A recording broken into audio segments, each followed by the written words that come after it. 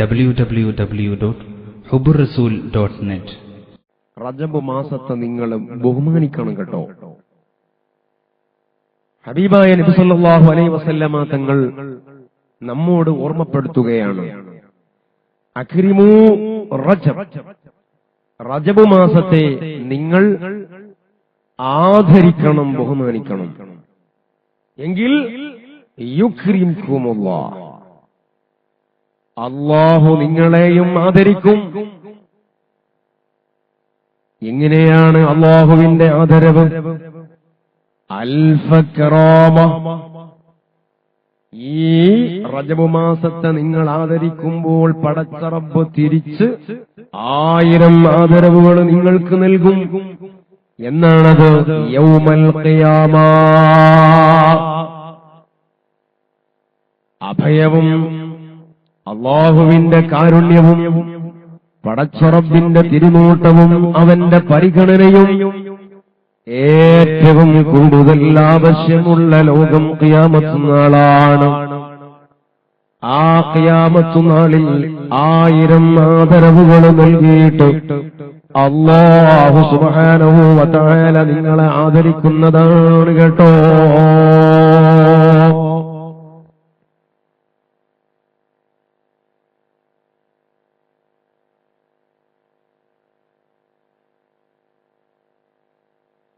അതുകൊണ്ട് തന്നെ ഈ മാസത്തെ എങ്ങനെയാണ് ആദരിക്കേണ്ടത്? അതാണ് ഞാൻ പറഞ്ഞത്. മൊത്തമായി ഒരു മാറ്റം നമ്മുടെ ജീവിതത്തിൽ ഉണ്ടാവണം. സമൂലമായ ഒരു മാറ്റം നമ്മുടെ ജീവിതത്തിൽ ഉണ്ടാവണം. റജബ് മാസത്തിൽ എടുക്കുന്ന നോമ്പിനെ കുറിച്ച് എത്രയെത്ര ഹദീസുകളാണ് കാണാൻ കഴിയുന്നതെന്നറിയുമോ?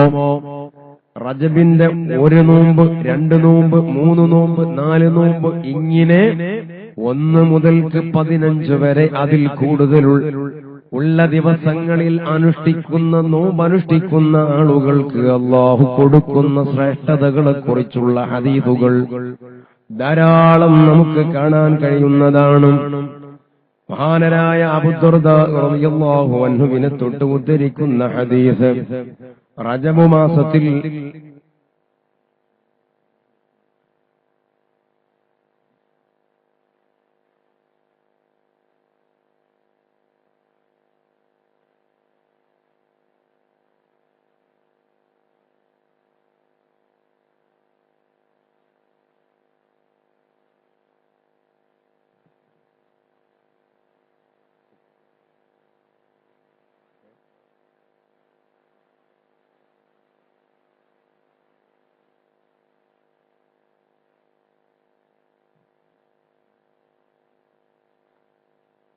അബൂദർദാ റളിയല്ലാഹു അൻഹുവിനെ തൊട്ട് ഉദ്ധരിക്കുന്ന ഹദീസ്, റജബ് മാസത്തിലെ ഒരു ദിവസം അല്ലാഹുവിന്റെ പൊരുത്തമുദ്ദേശിച്ച് നോമ്പെടുക്കുന്ന വ്യക്തി ജീവിതകാലം മുഴുവനും നോമ്പെടുത്തവനെ പോലെയാണ്.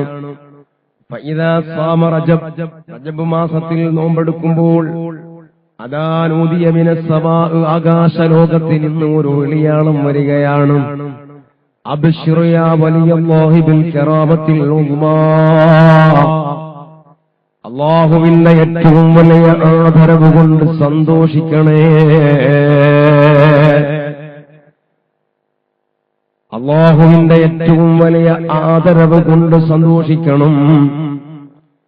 അതേ പടച്ച റബ്ബിന്റെ ഏറ്റവും വലിയ ആദരവ് എന്താണ്? അബൂദർദാ തങ്ങൾ തന്നെ പറയുകയാണ്, ഹിയ അന്നദു ഇലാ വജ്ഹിഹിൽ കരീം, കരീമായ അല്ലാഹുവിനെ കാണാൻ കഴിയുക എന്നതാണ്. ആ ഒരു സൗഭാഗ്യം നിനക്ക് അല്ലാഹു തആല തരുന്നതാണ്. അതിനെന്തു വേണം? പരിശുദ്ധമായ റജബ് മാസത്തിൽ നോമ്പെടുക്കണം, റജബിനെ ആദരിക്കണം. പ്രിയപ്പെട്ടവരോട് ഒന്ന് ഓർമ്മപ്പെടുത്തട്ടെ, നബി സല്ലല്ലാഹു അലൈഹി വസല്ലം പറയുന്നു, അക്സിറൂ മിനൽ ഇസ്തിഗ്ഫാരി ഫീ ശഹ്രി റജബ്, റജബ് മാസത്തിൽ നിങ്ങൾ ഇസ്തിഗ്ഫാറിനെ വർദ്ധിപ്പിക്കണം എന്ന് നബി സല്ലല്ലാഹു അലൈഹി വസല്ലം തങ്ങൾ ഓർമ്മപ്പെടുത്തുകയാണ്. റജബ് മാസത്തിൽ ഇസ്തിഗ്ഫാറിനെ നിങ്ങൾ വർദ്ധിപ്പിക്കണം. എമ്പാടും തവണ ആവർത്തിച്ച് ഇസ്തിഗ്ഫാറിനെ ചൊല്ലണം. ഇസ്തിഗ്ഫാറിന്റെ മാസമാണ് പരിശുദ്ധമായ റജബ് മാസം. അല്ലാഹുവോട് തൗബ ചെയ്യാനുള്ള മാസമാണ്. കേടുകൾ തീർക്കാനുള്ള സമയമാണ്. അതേ പരിശുദ്ധരാകാനുള്ള സമയമാണ്.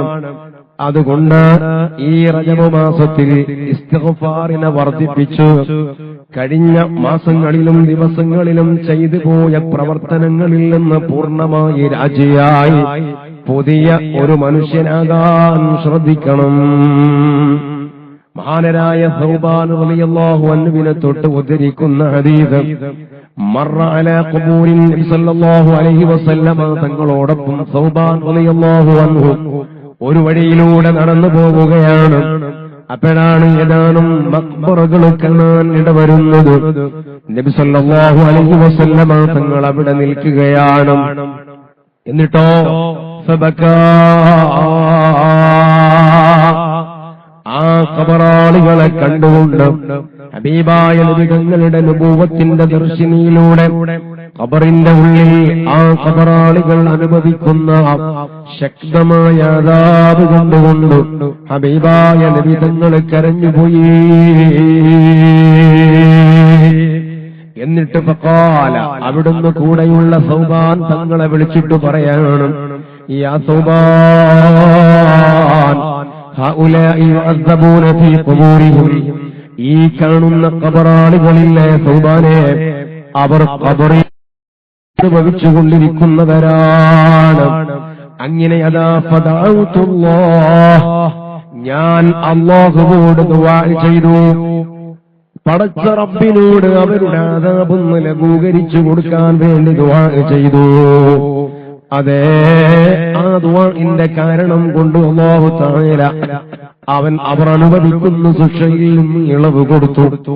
എന്നിട്ട് നബി തങ്ങൾ പറയാണ്, യാ സൗബാൻ, ലൗ സ്വാമ ഹഉലാഇ യൗമൻ മിൻ റജബ്, റജബ് മാസത്തിലെ ഒരു ദിവസമെങ്കിലും ഇവർ നോമ്പെടുത്തിരുന്നു എങ്കിൽ, വഖാമൂ ലൈലതൻ, അതേ പ്രകാരം റജബിലെ ഏതെങ്കിലും ഒരു ദിവസം അവർ ഹയാത്താക്കുകയും ചെയ്തിരുന്നു എങ്കിൽ, മാഉദിബൂ, ഈ രൂപത്തിൽ ശിക്ഷ അനുഭവിക്കുന്നവരായി അവർ മാറുമായിരുന്നില്ല. ഇത് പറഞ്ഞപ്പോൾ സ്വാഭാവികമായും ഒരു ചോദ്യം സൗബാനങ്ങളെ ചോദിക്കുകയാണ്, അല്ല നബിയേ, റജബ് മാസത്തിലെ ഒരു നോമ്പ് കൊണ്ടും റജബിന്റെ രാവിലെ ഒരൊറ്റ രാവ് ഹയാത്താക്കുന്നതുകൊണ്ടും ഖബറിലുള്ള ശിക്ഷയിൽ നിന്ന് രക്ഷപ്പെടാൻ പറ്റുമെന്നാണോ അവിടുന്ന് പറയുന്നത്? അതേ, ഖാല സല്ലല്ലാഹു അലൈഹി വസല്ലം, ഈ ചോദ്യത്തിന്റെ മറുപടിയായി നബി തങ്ങൾ പറയുന്നു, നഅം, അതേ, വല്ലദീ നഫ്സീ ബിയദിഹി മാ മിൻ മുസ്ലിമിൻ വലാ മുസ്ലിമാ, ശരിയാണ് സൗബാനേ, ശരിയാണ്, ഒരൊറ്റ മുസ്ലിമായ സഹോദരനോ സഹോദരിയോ ഇല്ല, യസൂമു യൗമൻ മിൻ റജബ്, റജബ് മാസത്തിലെ ഏതെങ്കിലും ഒരു ദിവസം അവർ നോമ്പെടുക്കുകയാണ്, വയഖൂമു ലൈലാ, ഏതെങ്കിലും ഒരു രാവ് അവർ ഹയാത്താക്കുകയാണ്, ഇല്ലാ കതബല്ലാഹു ലഹു ഇബാദത സനതി സൗമി നഹാരിഹാ വഖിയാമി ലൈലതിഹാ, ഒരു വർഷം മുഴുവനും നോമ്പെടുക്കുകയും ഒരു വർഷം മുഴുവനും രാത്രി സമയങ്ങളിൽ നിന്ന് നിസ്കരിക്കുകയും ചെയ്യുന്ന ആളുകൾക്ക് കൊടുക്കുന്ന പ്രതിഫലം എന്താണോ ആ പ്രതിഫലം അവർക്ക് അല്ലാഹു സുബ്ഹാനഹു വ തആല കൊടുക്കുന്നതാണ് സൗബാനേ എന്ന് നബി സല്ലല്ലാഹു അലൈഹി വസല്ലമ തങ്ങൾ പറയുകയാണ്. ഇവിടെയാണ് എന്റെ പ്രിയപ്പെട്ട സഹോദരിമാരെ സഹോദരന്മാരെ നമ്മൾ മനസ്സിലാക്കേണ്ടത്. കണ്ടോ നിങ്ങൾ, ഈ റജബ് മാസം ഇത് ചെറിയൊരു മാസമല്ല. മറ്റു മാസങ്ങളെ കാണുന്നത് പോലെ ഇതിനെ കാണാനും പാടില്ല. അല്ലാഹു സുബ്ഹാനഹു വ തആല റജബ് മാസത്തിൽ നോക്കൂ, നിങ്ങൾ മുസ്തഫായ നബിതങ്ങൾ പറയുകയാണ്, റജബിന്റെ ആദ്യ ദിവസത്തിൽ അവന്റെ അടിയാന്മാരിലേക്ക് അല്ലാഹു ശ്രദ്ധിക്കുകയാണ്. എന്നിട്ടോ ആ അടിയാന്മാരിലേക്ക് അല്ലാഹു തആല ഒന്ന് ശ്രദ്ധിക്കുന്നു. ഫയഗ്ഫിറു ലിൽ മുദ്നിബീൻ, ദോഷികളാകുന്ന ആളുകൾക്ക് അല്ലാഹു തആല ഈ റജബ് മാസത്തിന്റെ ആദ്യ ദിനത്തിൽ പുറത്തു കൊടുക്കുന്നു. ആർക്കാ പുറത്തു കൊടുക്കുന്നത്? പുറത്തു കിട്ടണമെന്ന് താല്പര്യമുള്ളവർ ആരുണ്ടോ? അല്ലാഹുവിനോട് പൊറുക്കലിനെ തേടുന്നവർ ആരുണ്ടോ? അല്ലാഹുവോട് തൗബ ചെയ്യുന്നവർ ആരുണ്ടോ? അവർക്ക് അല്ലാഹു പുറത്തു കൊടുക്കുകയാണ്. വയുക്രിമുത്താഇബീൻ,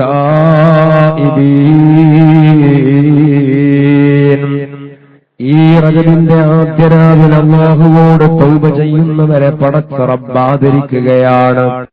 പ്രകാരം റജബിന്റെ രാവിലെ ദിക്ർ ചൊല്ലുന്നവരാരോ അവരെ അല്ലാഹു അവനിലേക്ക് അടുപ്പിക്കുന്നു. ഫമൻ ഖാമ തിൽക്കൽ ലൈല, ഈ റജബിന്റെ ആദ്യത്തെ രാവിൽ നിന്ന് നിസ്കരിക്കുകയും ഇബാദത്ത് എടുക്കുകയും ചെയ്യുന്നവർ അസ്ബഹ മഗ്ഫൂറൻ ലഹു, അവർ തൊട്ടടുത്ത പ്രഭാതത്തിലേക്ക് വരുമ്പോൾ, തൊട്ടടുത്ത സൂര്യോദയത്തിലേക്ക് വരുമ്പോൾ അവരെ ജീവിതത്തിൽ സംഭവിച്ചിട്ടുള്ള സർവദോഷങ്ങളും അല്ലാഹു അവർക്ക് പുറത്തു കൊടുക്കുന്നു. അബൂ സഈദ് റളിയല്ലാഹു അൻഹു പറയുകയാണ്, എന്റെ നബി സല്ലല്ലാഹു അലൈഹി വസല്ലമ തങ്ങളുടെ അരികിലേക്ക് അബൂ സഈദ് തങ്ങൾ കടന്നു ചെന്നപ്പോൾ നബി സല്ലല്ലാഹു അലൈഹി വസല്ലമ തങ്ങൾ അബൂ സഈദ് തങ്ങൾക്ക് റജബ് മാസത്തിന്റെ മഹത്വം പറഞ്ഞു കൊടുക്കുകയാണ്. അല്ലാഹു സുബ്ഹാനഹു വ തആല ധാരാളം ഖൈറുകൾ നൽകുകയും ധാരാളം ബറക്കത്ത് നൽകുകയും ചെയ്യുന്ന മാസമാണ് ഈ റജബ് മാസമെന്ന് അബൂ സഈദ് തങ്ങളെ വിളിച്ചിട്ട് പറയുന്നു. മാത്രമല്ല നബി സല്ലല്ലാഹു അലൈഹി വസല്ലമ തങ്ങൾ അരുളുകയാണ്, റജബിന്റെ ആദ്യ ദിവസത്തിൽ നോമ്പെടുക്കുന്നവരാരാണോ ആ നോമ്പെടുക്കുന്ന ആളുകൾ അതേ അവരുടെയും നരകത്തിന്റെയും ഇടയിൽ പടച്ച റബ്ബ് വലിയ അകലം വെക്കുകയാണ്. ഖദിസ്തഹല്ല ഫതൂബാ ലിമൻ ഇസ്തഗ്ഫറല്ലാഹ ഫീഹി, സന്തോഷങ്ങളായ സന്തോഷങ്ങളെല്ലാം ഈ ദിവസത്തിൽ അല്ലാഹുവോട് പൊറുക്കലിനെ തേടുന്നവർക്കുള്ളതാണ് എന്ന് ആ ദിവസം റജബിന്റെ ആദ്യത്തെ ദിവസം അനൗൺസ്മെന്റ് ചെയ്യാൻ വേണ്ടി പ്രത്യേക മലക്കിനെ തന്നെ അല്ലാഹു തആല ഏർപ്പാട് ചെയ്യുമെന്ന് നബി സല്ലല്ലാഹു അലൈഹി വസല്ലമ തങ്ങൾ പറയുന്നു. പ്രിയപ്പെട്ട സഹോദരിമാരെ, സഹോദരന്മാർ, ഞാൻ പറഞ്ഞു വരുന്നത് ഈ നാം നിലകൊള്ളുന്ന നേരത്തെ ഉസ്താദ് പറഞ്ഞതുപോലെ ഒരു പക്ഷേ റജബിന്റെ ആദ്യത്തെ രാവിലാണ്. അങ്ങനെയാണെങ്കിൽ നമ്മൾ രക്ഷപ്പെടുകയാണ്. അങ്ങനെയാണെങ്കിൽ നമ്മൾ രക്ഷപ്പെടുകയാണ്. അതെ, ഈ ആണെങ്കിലും അല്ലെങ്കിലും ഇന്ന് ഈ മജ്‌ലിസിൽ വെച്ച് നമ്മൾ ഒരു പ്രതിജ്ഞ എടുക്കണം. ഈ മജ്‌ലിസിൽ വെച്ച് നമ്മൾ ഒരു പ്രതിജ്ഞ എടുക്കണം. എന്തേ അത്? ഇസ്തിഗ്ഫാറിനെ വർദ്ധിപ്പിച്ച് ജീവിതത്തിൽ മൊത്തമായി ഒരു മാറ്റമുണ്ടാകുമെന്ന്. മൻ ഇസ്തഗ്ഫറല്ലാഹ ബിൽ ഗദാതി വൽ അശിയ്യ്, റജബ് മാസത്തിൽ രാവിലെയും വൈകുന്നേരവും 170 തവണ ആരെങ്കിലും ഇസ്തിഗ്ഫാർ ചൊല്ലുകയാണ്. രാവിലെ സുബ്ഹിസ്കാരം കഴിഞ്ഞ് 70 തവണ അസ്തഗ്ഫിറുല്ലാഹൽ അസീം എന്നോ അതുപോലെയുള്ള ഇസ്തിഗ്ഫാർ ആരെങ്കിലും ചൊല്ലുകയാണ് എങ്കിൽ ഹറമല്ലാഹു ജസദഹു അലന്നാർ, അവന്റെ ശരീരം നരകത്തിൽ നിന്ന് അല്ലാഹു ഹറാമാക്കുകയാണ്. അവളുടെ ശരീരത്തെ നരകത്തിൽ നിന്ന് അല്ലാഹു തആല ഹറാമാക്കുകയാണ്. ഈ രൂപത്തിലാണ് പടച്ച റബ്ബ് ഈ മാസത്തെ കാണുന്നത്. അതുകൊണ്ട് തന്നെ പ്രിയപ്പെട്ട സഹോദരിമാരെ, സഹോദരന്മാരെ, നല്ല രൂപത്തിൽ നല്ല ഒരു മനസ്സോടെ എല്ലാ കേടുകളും തീർക്കാൻ നമുക്ക് കഴിയണം. ഏറ്റവും വലിയ ഒരു രഹസ്യം എന്ന് പറഞ്ഞാൽ റജബിനെ സംബന്ധിച്ച് മഹാന്മാര് പറഞ്ഞൊരു കാര്യമുണ്ട്. അതെന്താ അറിയുക? പല ആളുകളുടെയും കെനഫിനെ അല്ലാഹു തആല പിൻവലിക്കുന്ന ഒരു മാസമാണ് റജബ് മാസം എന്ന് പറഞ്ഞാൽ തിരിഞ്ഞില്ല. പലപ്പോഴും മനുഷ്യരെ സംബന്ധിച്ച് മനുഷ്യന്റെ സ്വഭാവം മലക്കുകളെ പോലെയല്ല. മലക്കുകളിൽ നിന്ന് തെറ്റ് സംഭവിക്കൂല. മനുഷ്യരിൽ നിന്നും അമ്പിയാക്കളിൽ നിന്നും തെറ്റ് സംഭവിക്കൂല. അല്ലാത്തവരുടെ ജീവിതത്തിൽ തെറ്റുകൾ സംഭവിച്ചേക്കാം. എന്നാൽ ജീവിതത്തിന്റെ രഹസ്യങ്ങളിൽ ആരുമറിയാതെ തന്റെ സ്വകാര്യതയുടെ ചുരുളുകളിൽ നിരന്തരമായ പാപത്തിന്റെ പിന്നാലെ പോകുന്ന ആളുകൾ, നിരന്തരം പാപത്തിന്റെ പിന്നാലെ പോകുന്ന ആളുകൾ, അത്തരക്കാരാകുന്ന ആളുകളിൽ അത് പരിധി വിടുന്ന സമയത്ത് അവരുടെ മറ അല്ലാഹു തആല പിൻവലിക്കും.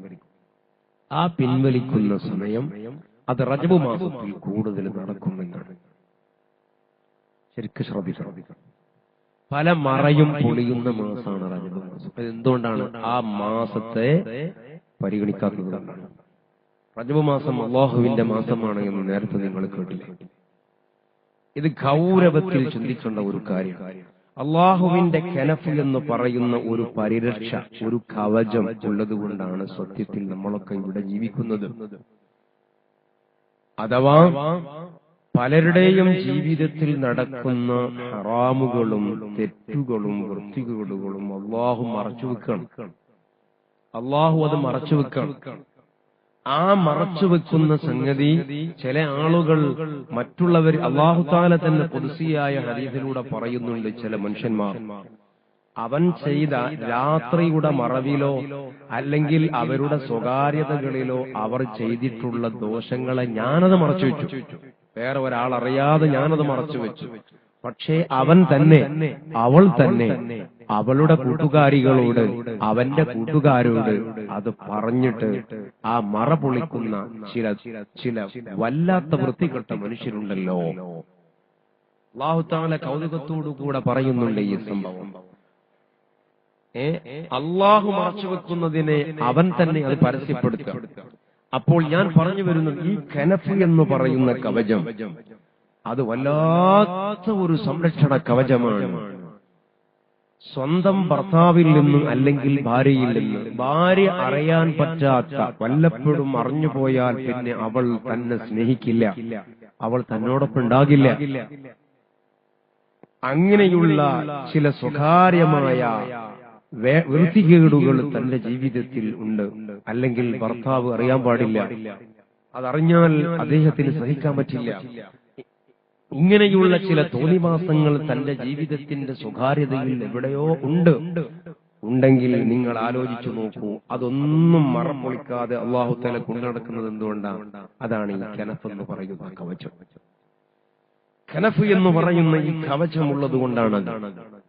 റബ്ബിനെ സംബന്ധിച്ചിടത്തോളം ഏതു രഹസ്യങ്ങളെയും വെളിച്ചത്ത് കൊണ്ടുവരാൻ പടച്ച റബ്ബിന് കഴിയില്ലേ? അവൻ അല്ലാമുൽ ഗുയൂബാണ്. ഇന്നക ഖായിനത്തുൽ അയുനി വമാ തുഖ്ഫി സുദൂർ, നിങ്ങളുടെ മനസ്സിന്റെ ഉള്ളിൽ മറച്ചു വെച്ചിട്ടുള്ള അതിസൂക്ഷ്മമായ രഹസ്യങ്ങൾ എന്താണോ അത് അറിയുന്നവനാണ് അല്ലാഹു. മനുഷ്യരെ, നിങ്ങളുടെ കണ്ണുകൊണ്ടുള്ള കട്ടുനോട്ടത്തെ അറിയുന്നവനാണ് അല്ലാഹു. അവനിൽ നിന്നും ഒരു വിഷയവും മറച്ചുവെക്കാൻ കഴിയില്ല. അവൻ എല്ലാ രഹസ്യങ്ങളെയും അറിയുന്നവനാണ്. ആ അറിയുന്ന അല്ലാഹുവിന് നിന്റെ രഹസ്യത്തെ പരസ്യപ്പെടുത്താൻ വല്ല പ്രയാസമുണ്ടോ? പക്ഷേ അവൻ നിന്നെ മാനം കെടുത്തുന്നില്ല. പൂർവകാല സമൂഹങ്ങളിൽ രാത്രിയുടെ മറവിൽ അവർ ചെയ്തിരുന്ന തെറ്റുകൾ എന്താണോ, ആ തെറ്റുകൾ അറിയണമെങ്കിൽ നേരം പുലർന്ന സമയത്ത് അവരുടെ വീടിന്റെ പൂമുഖത്തൊന്ന് ചെന്നുപോയി നോക്കിയാൽ മതി. എന്തേ സംഭവം? ആരും അറിയാതെ ഇരുട്ടിന്റെ മറവിൽ അവർ ചെയ്തു വെച്ചിട്ടുള്ള പേക്കൂത്തുകളും വൃത്തികേടുകളും തമ്മാടിത്തരങ്ങളും ഉണ്ടല്ലോ. അവയൊക്കെ അതാ അവരുടെ വീടിന്റെ സിറ്റൗട്ടിൽ പൂമുഖത്ത് തെളിഞ്ഞു കാണുന്നു. മുൻപുകാലത്ത് ജീവിച്ചുപോയ ഒരു സമൂഹത്തിന്റെ അവസ്ഥ ഇതായിരുന്നു.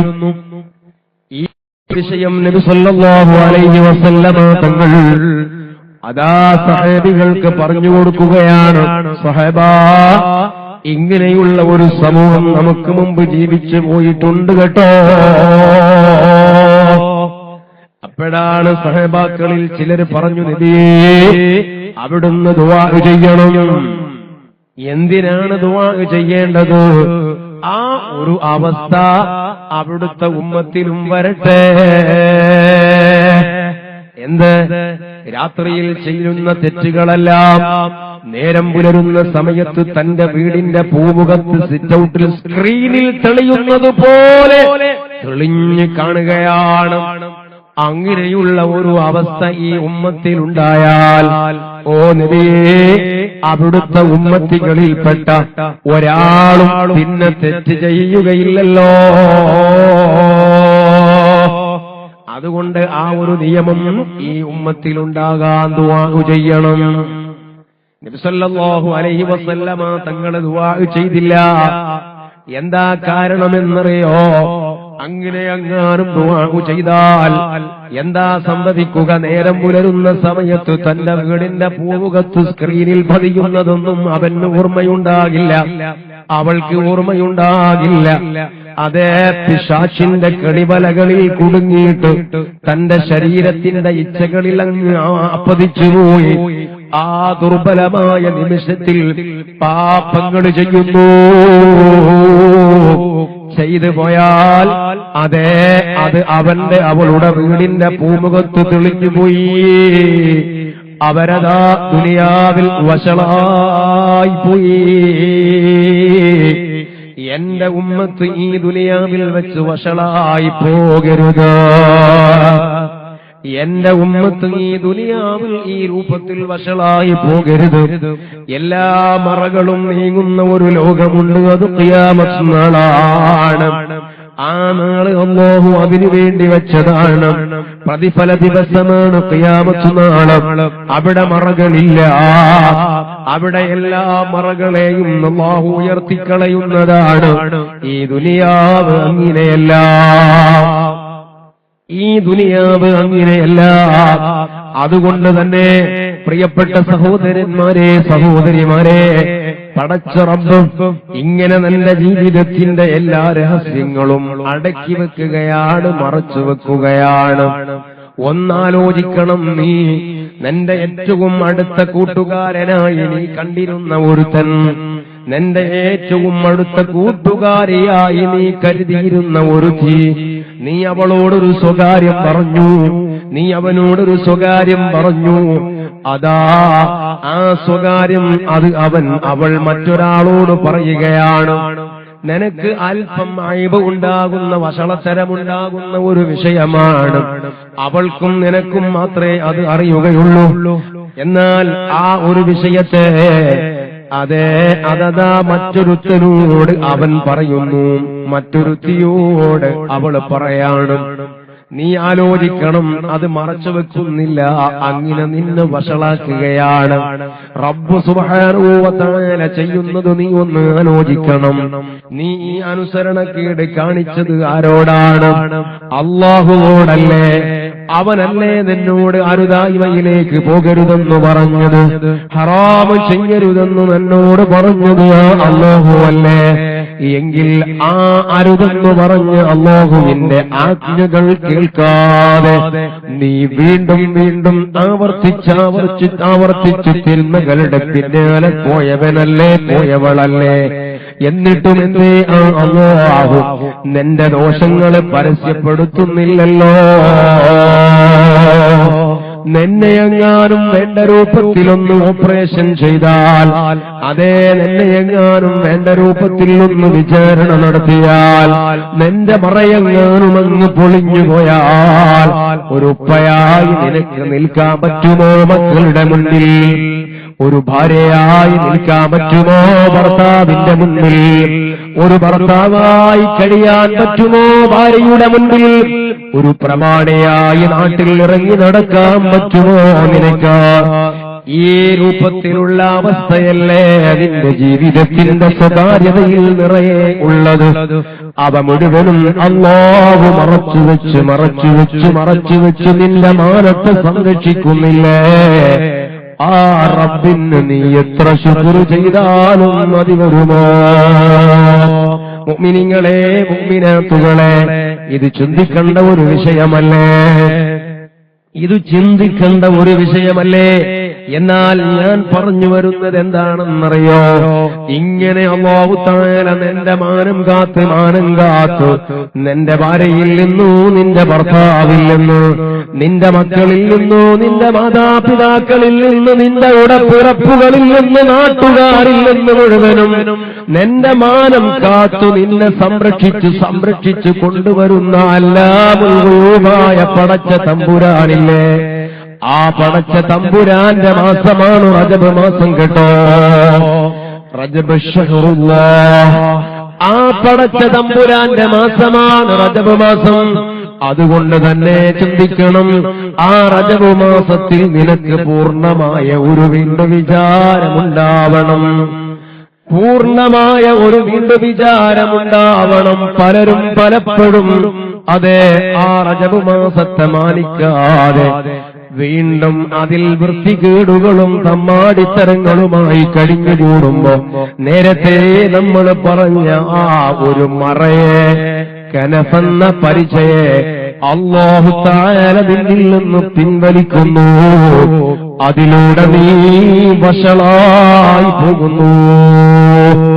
ഇത് വരികൾക്കിടയിലൂടെ മുഅ്മിനീങ്ങളെ, മുഅ്മിനാത്തുകളെ, കാര്യഗൗരവത്തിൽ നമ്മൾ മനസ്സിലാക്കേണ്ട ഒരു സംഗതിയാണ്. കാര്യഗൗരവത്തിൽ നമ്മൾ മനസ്സിലാക്കേണ്ട ഒരു സംഗതിയാണ്. ആ ഒരു ബോധം നമ്മിലുണ്ടാവണം. അതുകൊണ്ട് തന്നെ എല്ലാം നിർത്തിവെക്കണം. അതാണ് ഞാൻ പറഞ്ഞത്. എല്ലാം ഈ മാസത്തിന്റെ മഹത്വം പരിഗണിച്ചുകൊണ്ട് നിർത്തിവെക്കണം. ആര് കാണുന്നില്ലെന്നു നീ കരുതിയാലും, ആരറിയുന്നില്ലെന്നു നീ മനസ്സിലാക്കിയാലും, ആരും അറിയുന്നില്ലെന്നു നിന്റെ മനസ്സ് നിന്നോട് പറഞ്ഞാലും, അതേ ഒരു കാര്യം നിനക്കു തന്നെ അറിയുന്നുണ്ടല്ലോ, നിന്റെ അല്ലാഹു അത് അറിയുന്നുണ്ട്. നിന്നെ പടച്ച അല്ലാഹു അത് അറിയുന്നുണ്ട്. ആ അല്ലാഹുവിന്റെ കണ്ണ് മൂടിക്കെട്ടാൻ മോനെ നിനക്കാകുമോ? ആ അല്ലാഹുവിന്റെ കണ്ണ് മൂടിക്കെട്ടാൻ മോളെ നിനക്കാകുമോ? അതുകൊണ്ടൊന്നു പറയട്ടെ, നിന്റെ സ്വകാര്യതയിൽ നീ ചിന്തിക്കണം. എന്റെ റബ്ബിന് ഇഷ്ടമില്ലാത്തതെന്താണ് ഞാൻ കൊണ്ടു നടക്കുന്നത്? എന്റെ പടച്ച റബ്ബിന് ഇഷ്ടമില്ലാത്തതെന്താണ് എന്റെ ജീവിതത്തിലുള്ളത്? ഇത് മറ്റാരെക്കാളും ഏറ്റവും കൂടുതൽ അറിയുന്നത് നീയും നിന്റെ റബ്ബുമാണ്. നീയും നിന്റെ റബ്ബുമാണ് അതിനെക്കുറിച്ച് ഏറ്റവും കൂടുതൽ അറിയുന്നത്. അല്ലാഹുവേ, എന്താണ് എന്റെ ജീവിതത്തിലുള്ളത്? നിനക്ക് ഇഷ്ടമില്ലാത്തതെന്താണ് എന്റെ ജീവിതത്തിലുള്ളത്? സിനിമ കാണുന്ന സ്വഭാവമുണ്ടോ എനിക്ക്? അതേ ഉണ്ടെങ്കിൽ അത് ഹറാമാണ്. അത് ഹറാമാണ്. അതിൽ നിന്ന് മാറേണ്ടതുണ്ട്. അതേ പ്രകാരം തന്നെ മറ്റു വല്ലതും ഉണ്ടോ? സീരിയലുകളുടെ മുമ്പിൽ വന്ന് ഏറ്റവും വലിയ പവിത്രമായ മുബാറക്കായ ഇശാ മഗ്രിബിന്റെ ഇടയിൽ പോലും വീട്ടിലുള്ള യന്ത്രം ഓപ്പൺ ചെയ്ത് സീരിയലിന്റെ മുമ്പിലിരുന്നു തന്റെ സമയത്തെ കൊല്ലുന്ന സ്വഭാവം നിനക്കുണ്ടോ മോളെ? അങ്ങനെ ഒരു സ്വഭാവമുണ്ടെങ്കിൽ സഡം ബ്രേക്കിട്ടോ. അതെ, ഇത് അല്ലാഹുവിന്റെ മാസമാണ്. ഇത് അല്ലാഹുവിന്റെ മാസമാണ്. ആ ഒരു പരിഗണന നീ കൊടുത്തുകൊണ്ട് അത് സ്റ്റോപ്പ് ചെയ്തോ. ആവട്ടെ, ഇനിയും നിന്റെ ജീവിതത്തിന്റെ ഒന്നുകൂടെ സ്വകാര്യതയിലേക്ക് കയറിയാൽ മറ്റാരുമറിയാതെ നിന്റെ മൊബൈലിൽ ഏതെങ്കിലും റബ്ബ് പൊരുത്തപ്പെടാത്ത ആളുകളോടുള്ള റിലേഷൻഷിപ്പ് ചെയ്യുന്നുണ്ടോ? അവരുടെ നമ്പർ നിന്റെ മൊബൈലിലുണ്ടോ? അവരുടെ വാട്സപ്പ് നിന്റെ മൊബൈലിലുണ്ടോ? അവരുടെ FB നിന്റെ മൊബൈലിലുണ്ടോ? നിന്റെ ലാപ്പിലുണ്ടോ? അത് അവിടെ വെച്ചുകൊണ്ട് ഓ പ്രിയപ്പെട്ടവരെ, നീ അല്ലാഹുവിനോട് പൊറുക്കലിനെ തേടുന്നതിന്റെ അനൗചിത്യവും അനർത്ഥവും നീ ഒന്ന് ആലോചിച്ചു നോക്ക്. എങ്കിൽ ഈ മാസത്തെ പരിഗണിച്ചുകൊണ്ട് അവയൊക്കെ ഡിസ്കണക്ട് ചെയ്തോ? ആ കണക്റ്റുകളൊക്കെ നീ മുറിച്ചു കളഞ്ഞോ? ഇതൊരു തമാശക്ക് പറയുന്ന കാര്യമല്ല. റജബിനെ എങ്ങാനും നീ ആദരിച്ചിട്ടില്ലെങ്കിൽ അല്ലാഹു നിന്നെ പിടിച്ചു കുടയും. അതാണ് ഞാൻ നേരത്തെ പറഞ്ഞതിന്റെ മറ്റൊരർത്ഥം. റജബ് മാസത്തെ നീ പരിഗണിക്കാതെ പോയാൽ റബ്ബ് നിന്നെ ദുനിയാവിൽ വെച്ചുകൊണ്ട് തന്നെ പിടിച്ചു കുടയും. അല്ലാഹു നമ്മെ കാത്തുരക്ഷിക്കട്ടെ.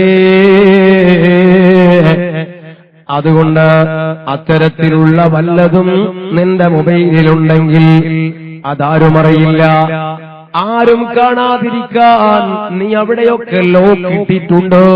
നിന്റെ മൊബൈൽ തുറക്കാൻ ഒരാൾക്കും കഴിയില്ല. ആവട്ടെ നിന്റെ ഇമേജ് തുറക്കാൻ, വീഡിയോസുകളുള്ളത് തുറക്കാൻ ഒരാൾക്കും കഴിയില്ല. നീ ലോക്ക് ഇട്ടിട്ടുണ്ട്. അതുകൊണ്ടൊരു പേടിയും ഇല്ല. എന്റെ മൊബൈല് ആര് നോക്കിയാലും ഒരു ബേജാറില്ല. കാരണം ആർക്കും അതിൽ നിന്നൊന്നും തപ്പിയെടുക്കാൻ കഴിയില്ല. എല്ലാം ലോക്കിട്ടിരിക്കുകയാണ്. സർവ്വ ലോക്കുകളും പൊട്ടിക്കാൻ കഴിയുന്ന ഉടമയായ റബ്ബിനെ നീ മറന്നുപോയോ പൊന്നുമോളെ? ആ റബ്ബിനെ നീ മറന്നുപോയോ സഹോദരാ? അതുകൊണ്ട് തന്നെയാണ് ഞാൻ പറയുന്നത്, അത്തരത്തിലുള്ള വല്ല നമ്പറും നിന്നിലുണ്ടോ? ആ റബ്ബ് പൊരുത്തപ്പെടാത്തവരുമായി എവിടെയെങ്കിലും നിനക്ക് ചാറ്റിംഗ് നടക്കുന്നുണ്ടോ? റിലേഷൻ സ്ഥാപിക്കുന്നുണ്ടോ? ഉണ്ടെങ്കിൽ അതൊക്കെ നീ റബ്ബിനെ മുമ്പിൽ കണ്ട്, ഈ അല്ലാഹുവിന്റെ മാസത്തെ മുമ്പിൽ കണ്ട് മുറിച്ചെറിഞ്ഞോ? അവയെ മുറിച്ചെറിഞ്ഞോ? നിന്റെ കൽബിൽ നിന്ന് ആദ്യം മുറിച്ചെറിയൂ, പറിച്ചു മാറ്റൂ. രണ്ടാമത് നിന്റെ കയ്യിലുള്ള യന്ത്രങ്ങളിൽ നിന്ന് അവയൊക്കെ ഡിലീറ്റ് ചെയ്യൂ. എന്നിട്ട് റബ്ബിനോട് തൗബ ചെയ്ത്, അല്ലാഹുവേ, റജബ് മാസം നിന്റെ മാസമാണ്, ഇത് പുറത്തു കൊടുക്കുന്ന മാസമാണ്, നീ വല്ലാതെ കൃപ ചെയ്യുന്ന മാസമാണ്. ഞാനിതാ നന്നായിരിക്കുന്നു. ഇന്നലെ വരെ ഞാൻ ആരായിരുന്നു? ഒരു പക്ഷേ ഈ ഭൂമിയിലെ ഏറ്റവും മോശപ്പെട്ടവൻ ഞാനായിരുന്നു, ഏറ്റവും മോശപ്പെട്ടവൾ ഞാനായിരുന്നു. കാരണം അതുപോലുള്ള വിഷയങ്ങളും ചിന്തകളും പ്രവർത്തനങ്ങളുമാണ് എന്നിൽ ഉണ്ടായിരുന്നത്. ഞാനിതാ നന്നാവുകയാണ്.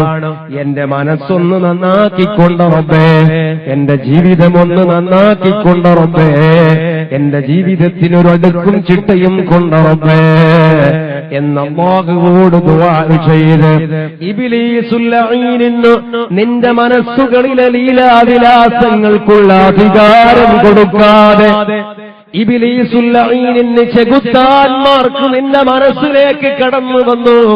നിന്റെ സ്വകാര്യതകളിൽ നിന്റെ റൂമിൽ ഒറ്റയ്ക്ക് കഴിയുന്ന സമയത്തു നിന്റെ മൊബൈലോ ലാപ്പുകളോ എടുത്തുകൊണ്ട് അതേ പൈസാക്ഷിക ലോകത്തുള്ള പിശാചുക്കളും നിന്റെ മനസ്സിലേക്ക് കടന്നു വന്നു.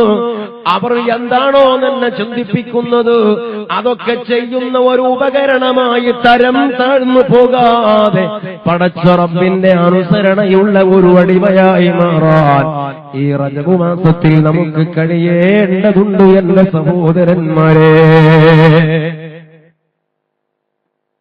അതിന് നമുക്ക് കഴിയണം. അപ്പോഴല്ലേ ഇതുകൊണ്ടൊക്കെ ഫലമുള്ളൂ. ഞാനൊന്ന് പറയട്ടെ, നാം അല്ലാഹുവോട് ദുആ ചെയ്യുന്നു, അല്ലാഹുവേ എന്റെ ദോഷം പൊറുക്കണം, അല്ലാഹുവേ എന്റെ ജീവിതം നന്നാക്കണം. ആ ദുആ ചെയ്യുന്ന സമയത്ത് നമ്മുടെ ഒരു കയ്യിൽ എല്ലാ ഫെസിലിറ്റീസുകളുമുള്ള മൊബൈൽ ഫോണുണ്ട്, എല്ലാ സംവിധാനങ്ങളുമുള്ള മൊബൈൽ ഫോണുണ്ട്. ലോകത്ത് എന്തൊക്കെ നടക്കുന്നു അതൊക്കെ അതിൽ നമുക്ക് കാണാൻ പറ്റുന്നുണ്ട്. അതിനെ ദുരുപയോഗം ചെയ്യുന്നുണ്ട്. അള്ളാഹ് പൊരുത്തപ്പെടാത്ത ചെറുപ്പക്കാരിയോട്, ചെറുപ്പക്കാരനോട്, അന്യപെണ്ണിനോട്, അന്യപുരുഷനോട് ബന്ധം സ്ഥാപിക്കുന്ന നമ്പർ അതിലുണ്ട്, വാട്സപ്പ് അതിലുണ്ട്, ഫേസ്ബുക്ക് അതിലുണ്ട്. അതൊക്കെ അതിൽ നിറച്ചു വെച്ചിട്ട് ഇടതു കൈയിൽ നിന്റെ മൊബൈൽ ഫോൺ വെച്ച്, അല്ലെങ്കിൽ നിന്റെ ഷർട്ടിന്റെ പോക്കറ്റിൽ മൊബൈൽ വെച്ചിട്ട് അതൊക്കെ അതിൽ നിറച്ചു വെച്ചിട്ട് നീ ചോദിക്കുകയാണ്, റബ്ബേ നീ എന്റെ ദോഷം പൊറുക്കണേ. ഇതെന്തൊരു വിരോധാഭാസമാണ് എന്റെ പ്രിയപ്പെട്ട മുഅ്മിനീങ്ങളെ, ഇതെന്തൊരു വിരോധാഭാസമാണ്. അതുകൊണ്ട് ഒന്ന് നന്നാവണം, എനിക്കൊന്നു നന്നാവണം, എനിക്കൊന്നു നന്നാവണം. ഏത് സീക്രട്ടുകളാണെങ്കിലും, ഏത് സ്വകാര്യതകളാണെങ്കിലും, ആർക്കും പൊട്ടിക്കാൻ പറ്റാത്ത എത്ര വലിയ ലോക്കിട്ടുകൊണ്ടുള്ള നല്ല യന്ത്രങ്ങളാണെങ്കിലും, അതെ ആ ലോക്കുകളെയൊക്കെ പൊട്ടിച്ചെറിയാൻ കഴിയുന്ന അല്ലാഹുൽ ഗുയൂബായ പടച്ച തമ്പുരാൻ, ആ തമ്പുരാന്റെ അടിമയാണു ഞാനാ, ആ അല്ലാഹുവിന്റെ അടിയാത്തിയാണു ഞാനാ. അവനിൽ നിന്ന് മറക്കാൻ, അവനിൽ നിന്ന് മറപ്പിക്കാൻ എനിക്ക് കഴിയില്ല. എന്നെ നിയന്ത്രിക്കാൻ, എന്നെ ശ്രദ്ധിക്കാൻ, എന്റെ പ്രവർത്തനങ്ങളെ ഒപ്പിയെടുക്കാൻ, ഞാൻ ചെയ്യുന്നതൊക്കെ അടയാളപ്പെടുത്താൻ, എല്ലാറ്റിനും അല്ലാഹു ധാരാളം ഏജൻസികളെ നിശ്ചയിച്ചു വെച്ചിട്ടുണ്ട്. അതിനുവേണ്ടി പ്രത്യേകം ചുമതലയുള്ള മലക്കുകളുണ്ട്.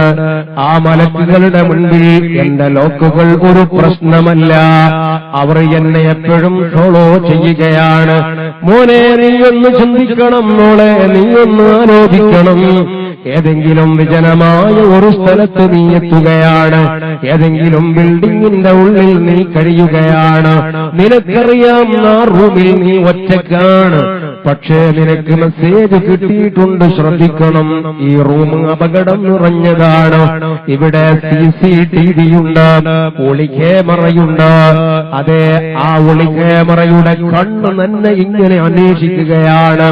അങ്ങനെ ഒരു വിവരം നിനക്ക് കിട്ടിയാൽ നീ എന്തുമാത്രം വലിയ ശ്രദ്ധയോടുകൂടെയായിരിക്കും അവിടെ നിൽക്കുക, എന്തുമാത്രം വലിയ ചിട്ടയോടെ ശ്രദ്ധയോടെയായിരിക്കും അവിടെ നീ പെരുമാറുക. എങ്കിൽ മുഅ്മിനേ നീ ആലോചിക്കണം, ഒരു CCTV അല്ല, ഒരു ഒളിക്യാമറയല്ല, ഒരു മനുഷ്യനെ നിയന്ത്രിക്കാൻ, അവനെ അടയാളപ്പെടുത്താൻ, അവളുടെ ജീവിതത്തിന്റെ സർവരംഗങ്ങളും അത് രേഖപ്പെടുത്തി വെക്കാൻ ഹഫളത്തിന്റെ മലക്കുകൾ അല്ലാഹു പ്രത്യേകം സംവിധാനിച്ചവരാണ്. അതേ പ്രകാരം തന്നെ വേറെയും ധാരാളം ഏജൻസികളുണ്ട്, ഒരുപാട് ഏജൻസികളുണ്ട്. എന്തിനധികം നാം വസിക്കുന്ന നമ്മുടെ ഭൂമിയിലെ ഈ ഭൂമിക്ക് പോലും അല്ലാഹു ഒരു ചുമതല നൽകിയിട്ടുണ്ട് കേട്ടോ. എന്താണ് ആ ചുമതല എന്നറിയോ? ഈ ഭൂമി മാതാവിന്റെ മാറിടത്തിലൂടെ ആഞ്ഞു ചവിട്ടി അങ്ങോട്ടും ഇങ്ങോട്ടും പോകുന്നവരില്ലേ, ഭൂമി മാതാവിന്റെ മാറിടത്തിൽ നിന്നുകൊണ്ട് ഭൂമിയുടെ ഉടമസ്ഥനായ അല്ലാഹുവിനെ ധിക്കരിക്കുന്നവരുണ്ടല്ലോ, അവരാരാണെന്ന് ഭൂമി അടയാളപ്പെടുത്തിയിരിക്കുന്നുണ്ട്. ഏതുപോലെ ഭൂമിയുടെ മാറിടത്തിൽ നിന്ന് ഭൂമിയുടെ തന്നെ സൃഷ്ടാവായ അല്ലാഹുവിന് സുജൂദ് ചെയ്യുന്നവരാരാണ്? ആ അല്ലാഹുവിന് ദിക്റ് ചൊല്ലുന്നവരാരാണ്? ആ അല്ലാഹുവോട് കരഞ്ഞു ദുആ ചെയ്യുന്നവരാരാണ്? ആ ഉടയവനുള്ള വിധേയത്വം പൂർണ്ണമായി അനുസരിക്കുന്നവരാരാ? അവരെ മുഴുവനും അതാ ഭൂമി മാതാവ് രേഖപ്പെടുത്തുകയാണ്, അവരെ മുഴുവനും ഭൂമിയതാ അടയാളപ്പെടുത്തുകയാണ്. ഇന്നാലിന്ന ദിവസം പരിശുദ്ധ റജബിന്റെ ആദ്യത്തെ രാവ് പടച്ചുറബേ എന്റെ ഇന്നാലിന്ന പോയിന്റിൽ വെച്ചു ഇന്നാലിന്നവന്റെ മകൻ ഇന്നാലിന്നവൻ, ഇന്നാലിന്നവളുടെ മകൾ ഇന്നാലിന്നവൾ, അല്ലാഹുവേ ഇത്ര ദിക്റ് ചൊല്ലിയിട്ടുണ്ട്, ഇന്ന സംസ്കാരം നിസ്കരിച്ചിട്ടുണ്ട്, ഇന്ന സൽക്കർമ്മങ്ങൾ ചെയ്തിട്ടുണ്ട്, എല്ലാം അല്ലാഹുവോട് പറയുകയാണ്. ഇദാ സുൽസിലത്തിൽ അർളു സിൽസാലഹാ വഅഖ്റജത്തിൽ അർളു അസ്ഖാലഹാ وقال الإنسان ما لها يومئذ تحدث أخبارها يومئذ تحدث أخبارها ആ ദിവസത്തിൽ യൗമഇദിൻ ആ ഭയാനകമായ ദിവസത്തിൽ തുഹദ്ദിസു അഖ്ബറഹാ, ഭൂമി മാതാവതാ അതിനു പറയാനുള്ള വിവരങ്ങൾ മുഴുവനും പറയുകയാണ്. അതിനു പറയാനുള്ള വിവരങ്ങൾ മുഴുവനും അല്ലാഹുവോട് പറയുകയാണ്. അതെ, ആ സമയത്തതാ എന്താണ് അതിനു പറയാനുള്ളത്? സ്വാഭാവികമായും ഒരു സംശയം. യൗമഇദിൻ തുഹദ്ദിസു അഖ്ബറഹാ, ഖിയാമത്ത് നാളിൽ ഭൂമി മാതാവ് നിനക്ക് അനുകൂലമായും പ്രതികൂലമായും സാക്ഷിക്ക് വരികയാണ്. ഭൂമി സംസാരിക്കുകയോ, ഭൂമി വാചാലമാവുകയോ, ഭൂമിക്ക് സംസാരശേഷിയോ എന്ന ഒരു ചിന്ത നിന്റെ മനസ്സിലേക്ക് കടന്നു വന്നില്ലേ? എങ്കിൽ ബി അന്ന റബ്ബക ഔഹാലഹാ, ആരാണടീ നിന്നെ സംസാരിപ്പിച്ചത്? ആരാണടോ നിനക്ക് സംസാരശേഷി തന്നത്? എത്ര വാചാലമായിട്ടാണ് നിന്റെ കാര്യങ്ങൾ നീ സമർപ്പിക്കുന്നത്? എത്ര വാചാലമായിട്ടാണ് നിന്റെ ആവശ്യങ്ങൾ നീ നേടിയെടുക്കുന്നത്? എങ്കിൽ നിനക്ക് സംസാരിക്കാനുള്ള കഴിവ് നൽകിയ പടച്ച റബ്ബില്ലേ? ബിഅന്ന റബ്ബക ഔഹാലഹാ, ബിഅന്ന റബ്ബക ഔഹാലഹാ. അതെ, അല്ലാഹു സുബ്ഹാനഹു വ തആല തന്നെ ഭൂമി മാതാവിന് സംസാരിക്കാനുള്ള കഴിവ് കൊടുക്കുകയാണ്, സംസാരിക്കാനുള്ള ശേഷി കൊടുക്കുകയാണോ? അങ്ങനെ അതാ റബ്ബിന്റെ മുൻപിൽ അതിന്റെ റിപ്പോർട്ട് കൊടുക്കുകയാണ്. അല്ലാഹുവിന്റെ മുൻപിൽ ഓരോ അടിയാനെ പറ്റിയുമുള്ള റിപ്പോർട്ടുണ്ട്, വിശദമായ റിപ്പോർട്ടുണ്ട്. ആ റിപ്പോർട്ട് പടച്ച റബ്ബിന്റെ മുമ്പിൽ സമർപ്പിക്കുകയാണ്. അതിൽ നന്മയുണ്ട്, തിന്മയുണ്ട്. ഇനിയാണ് ആലോചിക്കേണ്ടത്, ഈ കാണുന്ന ഭൂമിയെ പിടിച്ചുകെട്ടാൻ നിനക്ക് കഴിയുമോ? ആരും കാണുന്നില്ലെന്ന് നീ മനസ്സിലാക്കിയില്ലേ? നിനക്ക് ഭീമാബദ്ധം പിറഞ്ഞുപോയില്ലേ? ഈ കാണുന്ന ഭൂമിയെ പിടിച്ചുകെട്ടാൻ നിനക്ക് കഴിയുമോ? ഉണ്ട്.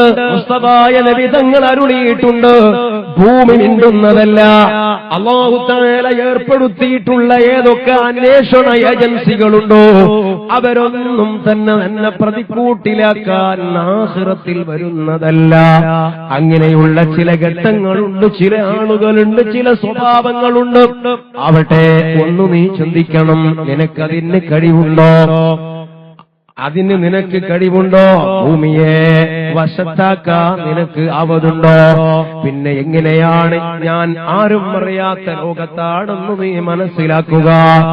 ഒരാളും അറിയാത്ത സ്വകാര്യതയിലാണ് ഞങ്ങളെന്ന് എങ്ങനെയാണ് നീ വിലയിരുത്തുക? കഴിഞ്ഞിട്ടില്ല.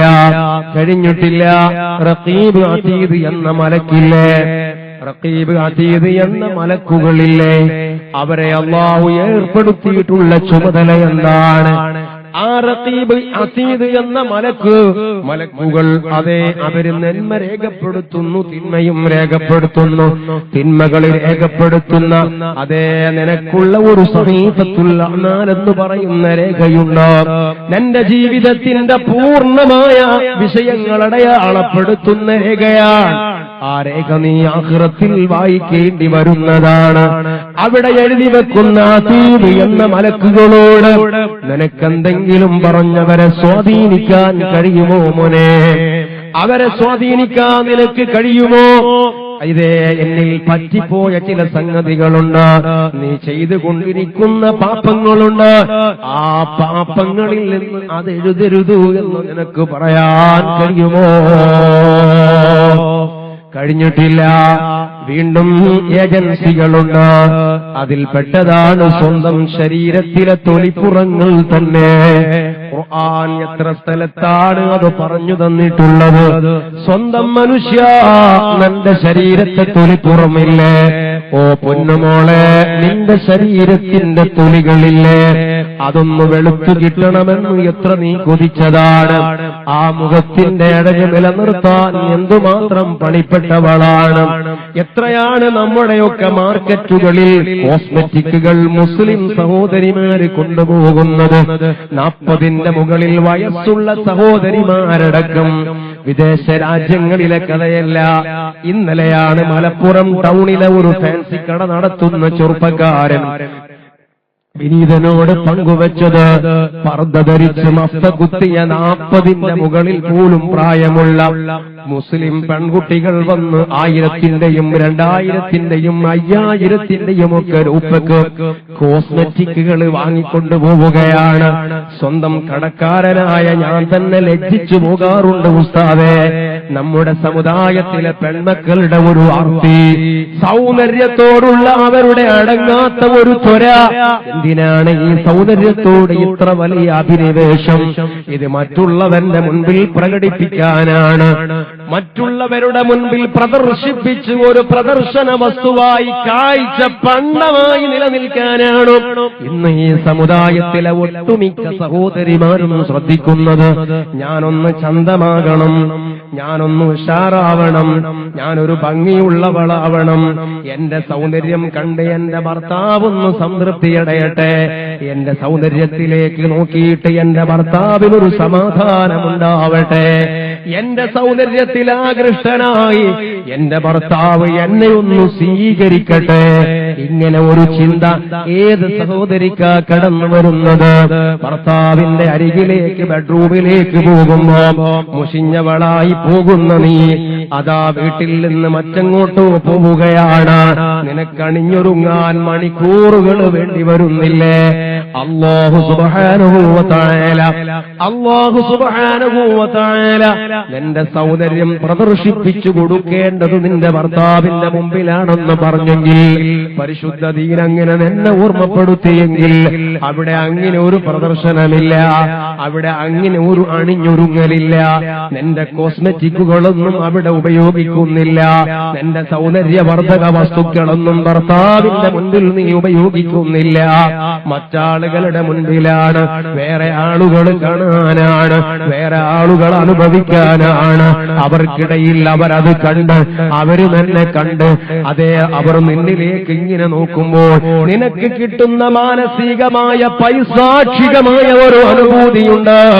ആ അനുഭൂതിക്കു വേണ്ടിയല്ലേ, പച്ച ഹറാമല്ലേ, കൊടും ഹറാമല്ലേ, നിന്റെ ജീവിതത്തിലെ സെക്കൻഡുകൾ കണക്കെ ഹറാമിന്റെ പ്രവാഹമല്ലേ. അതുകൊണ്ട് മോനെ മോളെ, അല്ലാഹു സുബ്ഹാനഹു വ തആല നിന്നെ വിലയിരുത്താനും നിന്നെ അടയാളപ്പെടുത്താനും നിന്റെ ജീവിതത്തെ നിന്റെ ജീവിതത്തിന്റെ വിഷയങ്ങൾ ആഖിറത്തിൽ സമർപ്പിക്കാനും ഏർപ്പാട് ചെയ്തിട്ടുള്ള മറ്റൊരു ഏജൻസിയാണ് നിന്റെ ശരീരത്തിന്റെ തൊലിപ്പുറം കേട്ടോ.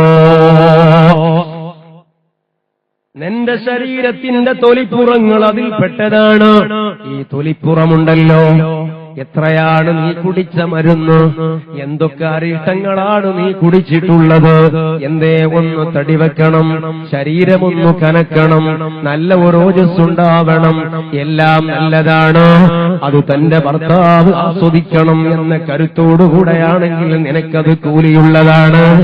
അതല്ല അന്യരുടെ മുന്നിൽ, അന്യപുരുഷന്മാരുടെ മുൻപിൽ ആസ്വാദന വസ്തുവായി ആടിയുടലാനാണെങ്കിൽ അത് ഹറാമുമാണ് കേട്ടോ. അതെ, അതിന്റെ തൊലിപ്പുറം അത് നിനക്കെതിരായിട്ട് സാക്ഷിക്ക് വരികയാണ്. നിന്റെ ശരീരത്തിന്റെ പച്ചയായ തൊലിപ്പുറമില്ലേ, ആ തൊലിപ്പുറം നാളെ ഉടയവനായ റബ്ബിന്റെ കോടതിയിൽ നിനക്കെതിരായിട്ട് സാക്ഷി നിൽക്കുകയാണ്. ആ സാക്ഷി നിൽക്കുന്ന സമയത്താണ് നിന്റെ ജീവിതത്തിൽ ചെയ്തു കൂട്ടിയിട്ടുള്ള അരാജകത്വങ്ങൾ എന്തൊക്കെയാണ്, വൃത്തികേടുകൾ ഏതൊക്കെയാണ്, തിന്മകൾ ഏതൊക്കെയാണ്, എല്ലാം അല്ലാഹുവിന്റെ മുൻപിൽ അക്കമിട്ട് പറഞ്ഞു കൊടുക്കുന്നത് നിന്റെ തൊലിപ്പുറമാണ് കേട്ടോ. ആ സമയത്ത് നീ തന്നെ അന്തിച്ചു പോവുകയാണോ, നീ പരിഭ്രമിക്കുകയാണോ? ലിമശഹിത്തും അലൈന, എന്തൊരു പണിയാണടോ നീ കാണിച്ചത്? നീ നിന്റെ സ്വന്തം ശരീരത്തോട് ചോദിക്കുകയാണ്, നീ സ്വന്തം നിന്റെ ശരീരത്തോട് ചോദിക്കുകയാണോ, ലിമശഹിത്തും അലൈന, എന്തിനാണ് ഇവിടെ വെച്ചുകൊണ്ട് എനിക്കെതിരായിട്ട് സാക്ഷി പറഞ്ഞത്? നീയും ഈ വിഷയത്തിൽ കൂട്ടുത്തരവാദിയല്ലേ? എന്തെങ്കിലും അനർത്ഥങ്ങൾ പറ്റിയിട്ടുണ്ടെങ്കിൽ അതനുഭവിച്ച അനുഭവിച്ചത് നീ തന്നെയല്ലേ? നീ നിന്റെ സ്വന്തം ശരീരത്തോട് ചോദിക്കുകയാണ്, അതേ അതനുഭവിച്ചത് നീ തന്നെയല്ലേ? എന്നിട്ട് നീ ഇവിടെ വെച്ച് കൂറുമാറുകയാണോ? നിന്റെ സ്വന്തം ശരീരത്തിന്റെ തുലിയോട് നീ ചോദിക്കുമ്പോൾ എന്തു ചെയ്യാനാണ്? എല്ലാ വസ്തുക്കളെയും സംസാരിപ്പിക്കുന്ന അല്ലാഹു ഇല്ലേ, ആ അല്ലാഹു എന്നെയും വാചാലമാക്കിയതാണ്, അവൻ എന്നെയും സംസാരിപ്പിച്ചു കളഞ്ഞതാണ്. അതുകൊണ്ട് എന്തു ചെയ്യാനെന്ന് പറഞ്ഞ് മോളെ നിന്റെ ശരീരത്തിന്റെ തൊലിപ്പുറങ്ങൾ പോലും നിനക്കെതിരായിട്ട് സാക്ഷി പറയുന്ന ഭയാനകമായ ആ ദിവസത്തിൽ നിസ്സഹായതയോടുകൂടെ നിലവിളിക്കാനല്ലാതെ നിനക്കെന്തിനാണ് കഴിയുക? നിസ്സഹായതയോടുകൂടെ നിലവിളിക്കാനല്ലാതെ നിനക്കെന്തിനാണ് കഴിയുക? അതുകൊണ്ട് തന്നെ ഈ വിഷയങ്ങളൊന്നും തന്നെ നീ മറക്കണ്ട. ആരും കാണില്ല, ആരും അറിയില്ല എന്ന് നീ സ്വന്തം ആശ്വസിച്ചാലും സമാധാനിച്ചാലും ഞാൻ ഈ പറഞ്ഞ ഏജൻസികളൊക്കെയും നിനക്കെതിരായിട്ട് എന്നോടൊപ്പമുണ്ട്. ഇവര് മാറി നിൽക്കുന്ന ഒരു സമയം ഇല്ല, ഇവര് മാറി നിൽക്കുന്ന ഒരു നേരം ഇല്ല. ഏതേ കൂരിരുട്ടിലാണ്, നല്ല രാത്രിയിലാണ്, മക്കളെല്ലാവരും റൂമിൽ നല്ല ഉറക്കത്തിലാണ്. അതേ ആ സമയം നോക്കിയിട്ട് നീ നിന്റേതായ വിലാസങ്ങളിൽ ഏർപ്പെടണ്ട, നിന്റേതായ പ്രവർത്തനങ്ങളിൽ നീ ഏർപ്പെടണ്ട. ഈ പറയപ്പെട്ടവരൊക്കെയും അവർക്കുറക്കമില്ല, അവർക്ക് ക്ഷീണമില്ല, അവർക്ക് തളർച്ചയില്ല, അവർ കൃത്രിമം കാണിക്കുകയില്ല. വത്തഖൂ യൗമൻ തുർജഊന ഫീഹി ഇലല്ലാഹ്, വത്തഖൂ യൗമൻ തുർജഊന ഫീഹി ഇലല്ലാഹ്. മനുഷ്യരെ നിങ്ങൾ സൂക്ഷിക്കണം കേട്ടോ. പരിശുദ്ധ ഖുർആനിന്റെ അവസാനത്തെ അവതരണമാണ്, പരിശുദ്ധമായ ഖുർആനിലെ അവസാനത്തെ ആയത്താണ്. പിന്നെ ഒരു ആയത്ത് ഈ സമൂഹത്തിൽ അവതരിച്ചിട്ടില്ല. ഹബീബായ നബി തങ്ങൾക്ക് അവസാനമായി അല്ലാഹു ഓതിക്കൊടുക്കുകയാണ്, വത്തഖൂ യൗമൻ തുർജഊന ഫീഹി ഇലല്ലാഹ്. അല്ലാഹുവിലേക്ക് നിങ്ങളെയൊക്കെ മടക്കപ്പെടുന്ന യൗമൻ, ഭയാനകമായ ആ ദിവസമില്ലേ, ആ ദിവസത്തെ പേടിക്കണം കേട്ടോ, ആ ദിവസത്തെ സൂക്ഷിക്കണം കേട്ടോ, ആ ദിവസത്തെ കുറിച്ചുള്ള ധാരണയുണ്ടാവണം കേട്ടോ, ആ ദിവസത്തെ കുറിച്ചുള്ള ഓർമ്മ എപ്പോഴും നിങ്ങളിൽ ഉണ്ടാവണം കേട്ടോ. എന്താണ് ആ ദിവസത്തിന്റെ പ്രത്യേകത? തുർജഊന ഫീഹി ഇലല്ലാഹ് സുമ്മ തുവഫാ കുല്ലു നഫ്സിൻ മാ കസബത് വഹും ലാ യുസ്ലമൂൻ.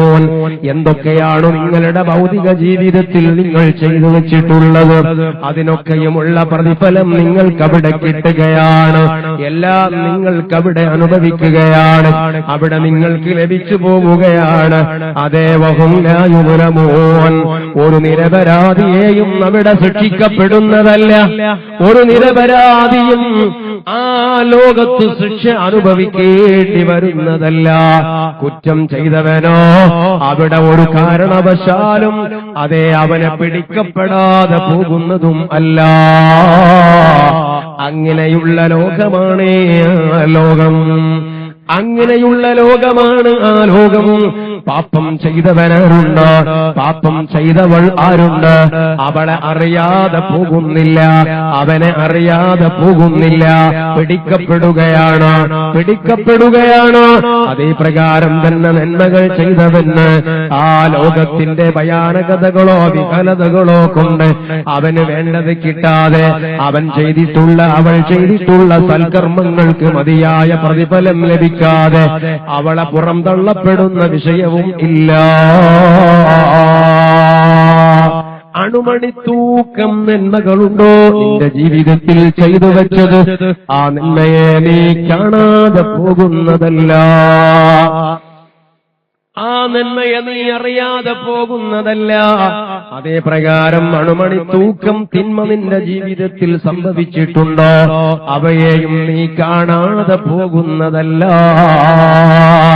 അതേ മഹ്ശറ വൻസഭയിൽ മഹാന്മാര് പഠിപ്പിക്കുകയാണ്, ഒരു ഉമ്മയതാ തോറ്റുപോവുകയാണ്, റബ്ബിന്റെ വിചാരണയിൽ തോറ്റുപോവുകയാണ്, പരാജയപ്പെട്ടു പോവുകയാണ്, ഏതാനും നന്മകളുടെ കമ്മി സംഭവിച്ചു പോവുകയാണ്. എല്ലാം കൃത്യമായി അളന്നു തിട്ടപ്പെടുത്തുന്ന ലോകമല്ലേ അത്. ആ അളന്ന് തിട്ടപ്പെടുത്തിയ സമയത്ത് ആ ഉമ്മാക്ക് അല്പം നന്മയുടെ കമ്മി വന്നുപോയി. എന്തു ചെയ്യും റബ്ബേ, ഇനി ഞാൻ ആരാണ് എന്നെ സഹായിക്കാനുള്ളത്? ആരാണ് എനിക്ക് അല്പം നന്മയുടെ കമ്മി വന്നുപോയിട്ടുണ്ടല്ലോ, അത് നികത്താൻ ആരാ ഉള്ളത്? ആരാണ് എന്നെ ഒന്ന് കൈത്താങ്ങി തരുക? ആരാണ് എന്നെ ഒന്ന് സഹായിച്ചു തരുക?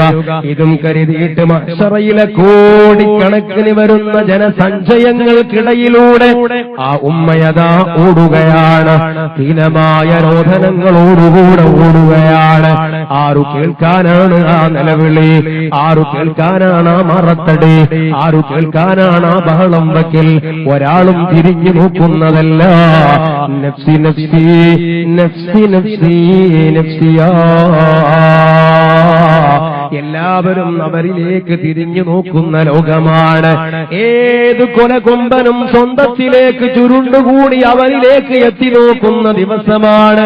വേദനയുടെയും അതേ പ്രകാരം തന്നെ വല്ലാത്ത പേടിയുടെയും ലോകമാണ്. ആ ഓട്ടത്തിനിടയിലതാ ആ ഉമ്മ കാണുകയാണ് തന്റെ ഏകപുത്രനെ, തന്റെ മകനെ മഹ്ശറയിൽ കാണുകയാണ്. സന്തോഷത്തോടുകൂടെ ഉമ്മ മകന്റെ അരികിലേക്ക് ഓടുകയാണ്. എടാ മോനെ, ഞാൻ നിന്റെ ഉമ്മയല്ലടാ. നിനക്ക് വേണ്ടി ദുനിയാവിൽ ഈ ഉമ്മ സഹിച്ചത് എത്രയാണ്? നിന്നെ ഗർഭം ചുമന്ന കാലമില്ലേ? ആ കാലങ്ങളിൽ ഏകദേശം 10 മാസക്കാലം ഈ ഉമ്മ എത്രയാണടാ സഹിച്ചിട്ടുള്ളത്? എല്ലാം ആ ഉമ്മ അവിടെ തുറന്നു പറയാണ്. പറഞ്ഞിട്ടും ഉമ്മാക്ക് മതി വരുന്നില്ല. ഗർഭവതിയായ സമയം ഭക്ഷണം കഴിക്കാൻ കഴിയുന്നില്ല. ഭക്ഷണത്തോട് അറപ്പാണ്, ഭക്ഷണത്തോട് വെറുപ്പാണ്.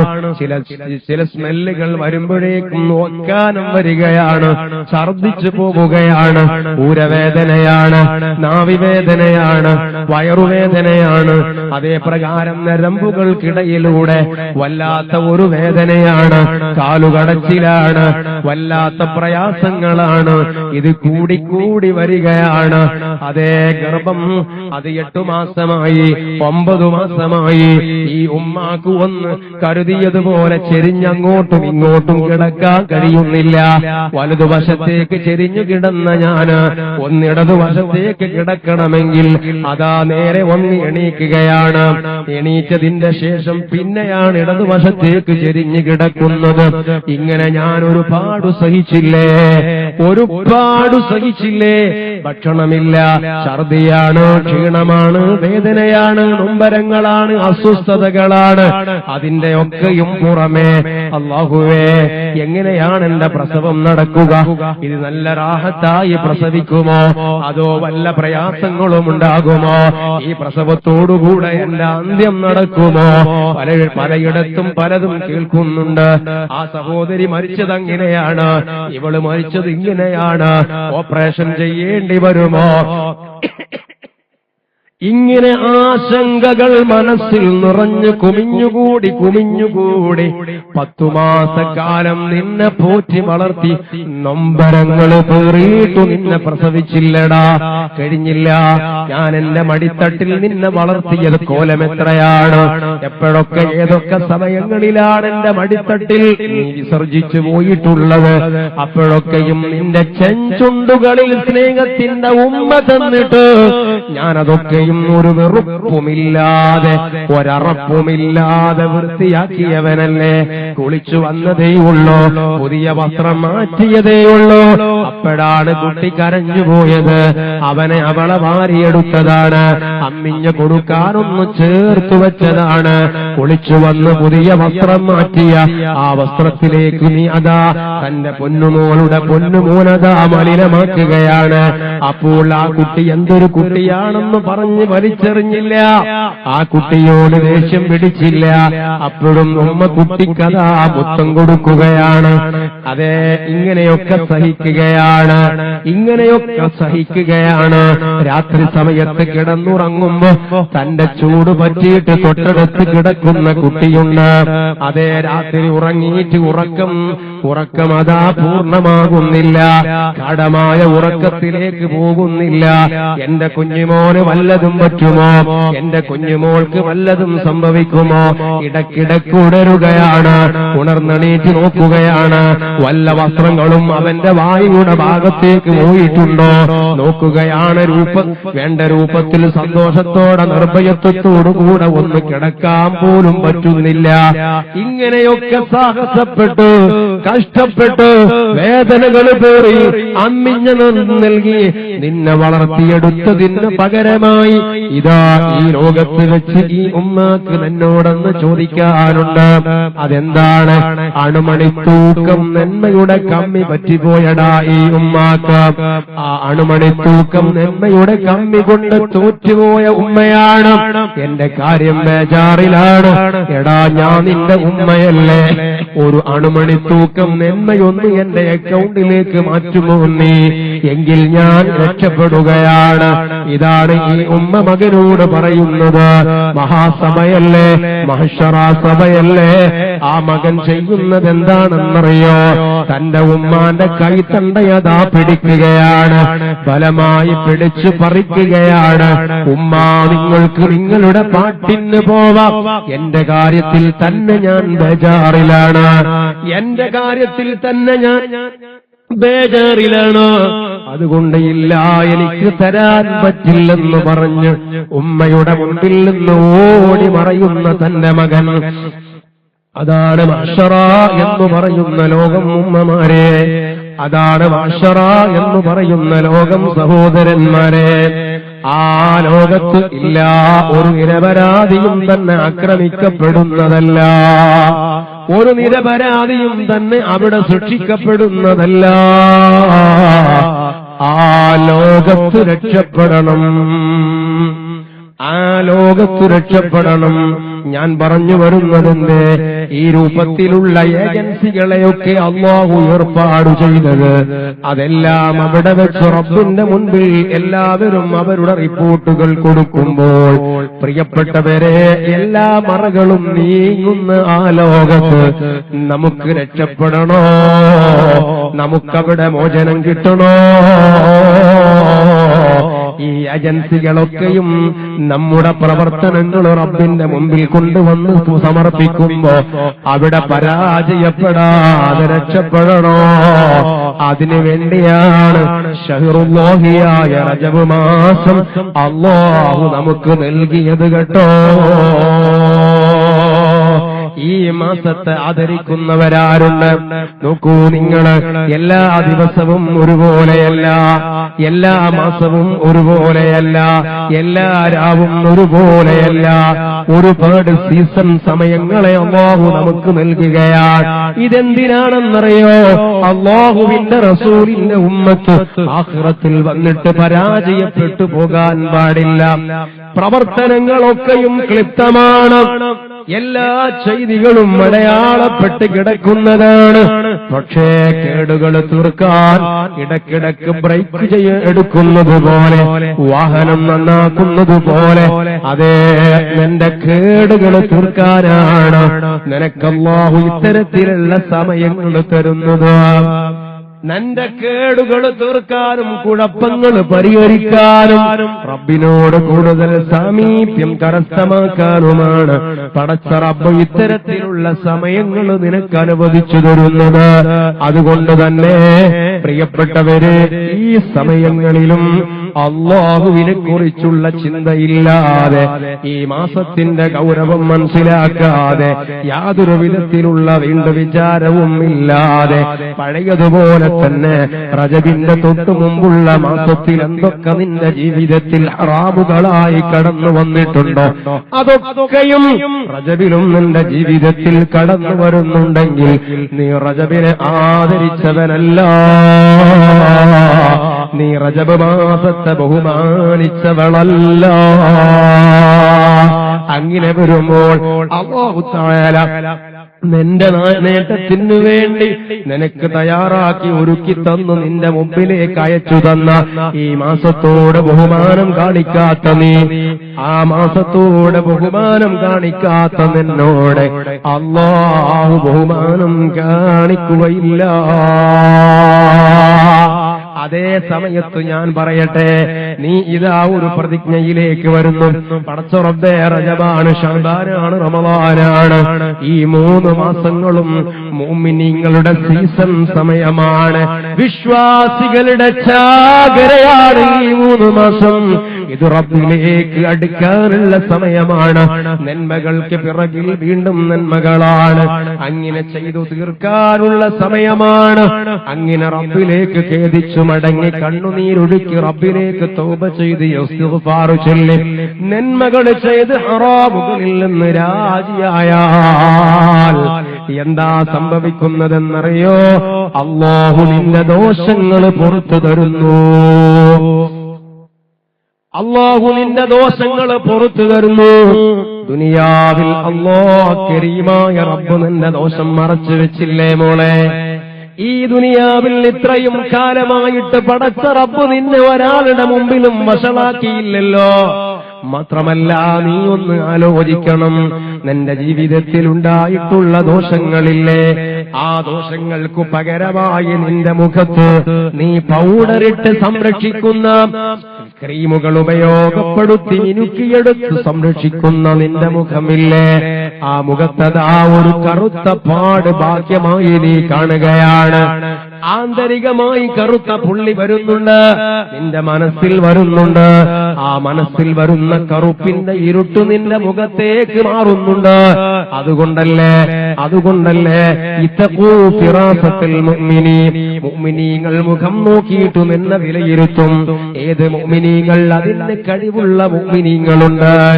അതെ, നിന്റെ മുഖത്തേക്ക് നോക്കിയാൽ നിന്നെ അടയാളപ്പെടുത്താം. നിന്റെ ജീവിതത്തിന്റെ ചുരുളുകളിൽ നീ ചെയ്തുകൊണ്ടിരിക്കുന്നതൊക്കെയും നിന്റെ മുഖത്ത് പ്രകടമാണ്. ഇത്തഖൂ ഫിറാസത്തുൽ മുഅ്മിനീൻ ഫഇന്നഹു യൻദുറു ബിനൂരില്ലാഹ്, അല്ലാഹുവിന്റെ നൂറ് കൊണ്ടാണ് അവർ നിന്റെ മുഖത്തേക്ക് നോക്കുന്നത്. നിന്റെ മുഖമൊന്നു കണ്ടാൽ മതി, അതേ നിന്റെ സ്വകാര്യതകൾ എന്താണെന്ന് അവർക്ക് ബോധ്യപ്പെട്ടു പോയി. ആരുമറിയാതെ ചെയ്തു കൂട്ടുന്നതൊക്കെയും നിന്റെ മുഖത്തിലൂടെ അവർ വായിച്ചെടുക്കുകയാണ്. അതുകൊണ്ട് മുസ്തഫായ നബി തങ്ങൾ പറഞ്ഞു, അത്തരക്കാരായ മഹാന്മാരുടെ അരികിലേക്ക് യാതൊരു വിധത്തിലുള്ള അബദ്ധവുമില്ലാതെ ഓടിച്ചെല്ലണ്ട. നിന്റെ കേട് തീർത്തിട്ട് പോയാൽ മതി കേട്ടോ. അതിനെ നീ സൂക്ഷിക്കണം കേട്ടോ. ഇത് റസൂലുള്ളാഹി തങ്ങൾ പറഞ്ഞെങ്കിൽ പ്രിയപ്പെട്ട സഹോദരിമാരെ, സഹോദരന്മാരെ, അതെ, നിന്റെ ജീവിതത്തിൽ ഉണ്ടാകുന്ന ദോഷങ്ങൾ അഖിലവും ആ പാപങ്ങൾ അഖിലവും അല്ലാഹു സുബ്ഹാനഹു വ തആല നിനക്ക് പുറത്തു തരാൻ റെഡിയാണ്. അവൻ അതിനൊരുക്കമാണ്. മാത്രമല്ല, പൊറുക്കലിനെ തേടുന്നവരോട് അല്ലാഹു വല്ലാത്ത അനുകമ്പയാണ്. ഞാൻ പറയട്ടെ, നേരത്തെ പറഞ്ഞതുപോലെ ധാരാളം ഏജൻസികൾ നമുക്കെതിരായിട്ട്, മനുഷ്യർക്കെതിരായിട്ട് അല്ലാഹുവിന്റെ കോടതിയിൽ നിന്നെ കുറിച്ചുള്ള മുഴുവൻ റിപ്പോർട്ടുകളും സമർപ്പിക്കാൻ ഒരുങ്ങി നിൽക്കുന്നുണ്ടെങ്കിൽ അല്ലാഹു അപ്പോഴും നിന്നോടൊപ്പമാണ്. മുസ്ലിമേ, പടച്ച റബ്ബ് അപ്പോഴും നിന്റെ പക്ഷത്താണ്. അതെന്താണ്? നീ ഒന്ന് കലങ്ങിയ കണ്ണുമായി, കോടി നിൽക്കുന്ന ചുണ്ടുമായി, ഇടറുന്ന ഗണ്ഡങ്ങളുമായി എന്റെ റബ്ബേ എന്നൊന്നു നീ വിളിക്കുകയാണ്. പറ്റിപ്പോയി റബ്ബേ, ഇല്ല, ഇത് റജബ് മാസമാണ്, ഇനി അങ്ങോട്ട് ഞാൻ ശ്രദ്ധിക്കുന്നതാണ്. എന്റെ ജീവിതത്തിൽ ഇന്നലെ വരെ ചെയ്തതൊക്കെ ഞാൻ മുറിച്ചിടുകയാണ്. ഇനി ഒരു വൃത്തികേടുകളിലേക്ക് ഞാനില്ല. ഞാനിതാ അടിമുടി മാറുകയാണ് എന്ന ഒരു ചിന്തയോടെ, പ്രതിജ്ഞയോടെ, തൗബയോടെ, കണ്ണുനീരോടെ, ഇസ്തിഗ്ഫാറോടെ നീ പടച്ച റബ്ബിലേക്ക് തിരിഞ്ഞു നടക്കുകയാണെങ്കിൽ അവൻ നിന്നെ വാരി പുണരുകയാണ്. നിന്റെ ദോഷങ്ങൾ അവൻ പുറത്തു തരികയാണ്. ആഖിറത്തിൽ വരുമ്പോൾ, ആഖിറത്തിൽ നിന്റെ ദോഷങ്ങൾ അല്ലാഹു നിനക്ക് പുറത്തു തരുമ്പോൾ അതുതന്നെ മനസ്സിലാക്കണം. 3 കോലത്തിലാണ് മുഅ്മിനീങ്ങളുടെ ദോഷത്തെ അല്ലാഹു പുറത്തു തരുന്നത് 3 കോലത്തിലാണ് റബ്ബിന്റെ പൊറുക്കൽ നടക്കുന്നത്. ഒന്നാമത്തെ കോലം നിന്റെ ദോഷത്തെ അല്ലാഹു മറച്ചു വെക്കുകയാണ്. നിന്റെ ദോഷത്തെ റബ്ബ് മറച്ചു വെക്കുകയാണ്. ഒരു വസ്തുവിനെ മറച്ചു വെച്ചാൽ എന്താണ് അതിന്റെ ഉള്ളിലുള്ളതെന്ന് നിനക്ക് കാണാൻ കഴിയില്ല. നമ്മുടെ ഈ വലിയ സദസ്സിൽ ഇതാ ഈ കാണുന്ന വലിയ ഒരു കർട്ടനുണ്ട്. ഇതൊരു മറയാണ്. ഈ മറയുടെ അതർ സൈഡിൽ ധാരാളം സഹോദരിമാരുണ്ട്. അവരെ നമുക്ക് കാണാൻ പറ്റുന്നില്ല, അവർക്ക് ഇങ്ങോട്ടും കാണാൻ പറ്റുന്നില്ല. ഈ മറ അങ്ങോട്ട് പോയാൽ പരസ്പരം അങ്ങോട്ടും ഇങ്ങോട്ടും കാണാവുന്നതാണ്. എന്നതുപോലെ നിന്റെ ദോഷങ്ങളുടെ മുൻപിൽ അല്ലാഹു സുബ്ഹാനഹു വ തആല മറയിടുകയാണ്. അങ്ങനെ ഒരു മറ നിന്റെ ദോഷങ്ങൾക്ക് മുമ്പിൽ വന്നു വീണാൽ അതേ ആഖിറത്തിൽ കോടിക്കണക്കിന് വരുന്ന ജനങ്ങൾക്കിടയിൽ നീ ഇത്തരത്തിലുള്ള ദോഷങ്ങൾ ചെയ്തവനാണ്, ചെയ്തവളാണെന്ന് ആ ജനങ്ങൾ അറിയാതെ അല്ലാഹു നിന്റെ മാനം കാക്കുന്നു. മോനെ, പടച്ച റബ്ബ് നിന്റെ മാനം കാക്കുകയാണ്. അല്ലാഹു നിന്റെ മാനം കാക്കുകയാണ്. അതേ, നീ ആലോചിക്കേണ്ടതാണ്. പടച്ച റബ്ബ് മറച്ചു വെക്കുകയാണ്. ഇത് നിന്റെ ദോഷം പുറത്തു കിട്ടാനുള്ള ഒരു കാരണമാണ്. അതിന്റെ ഒന്നാമത്തെ സ്റ്റെപ്പാണ്. പക്ഷേ ഇവിടെ വേറെ ഒരു വിഷയമുണ്ട്. അതെന്താണ്? എപ്പോഴാണോ ആ മറയെ ഒഴിവാക്കുന്നത് ആ സമയത്തെന്താണ് അവിടെ ഉള്ളതെന്ന് ബോധ്യപ്പെടുകയാണ്, അത് കാണാൻ കഴിയുകയാണ്.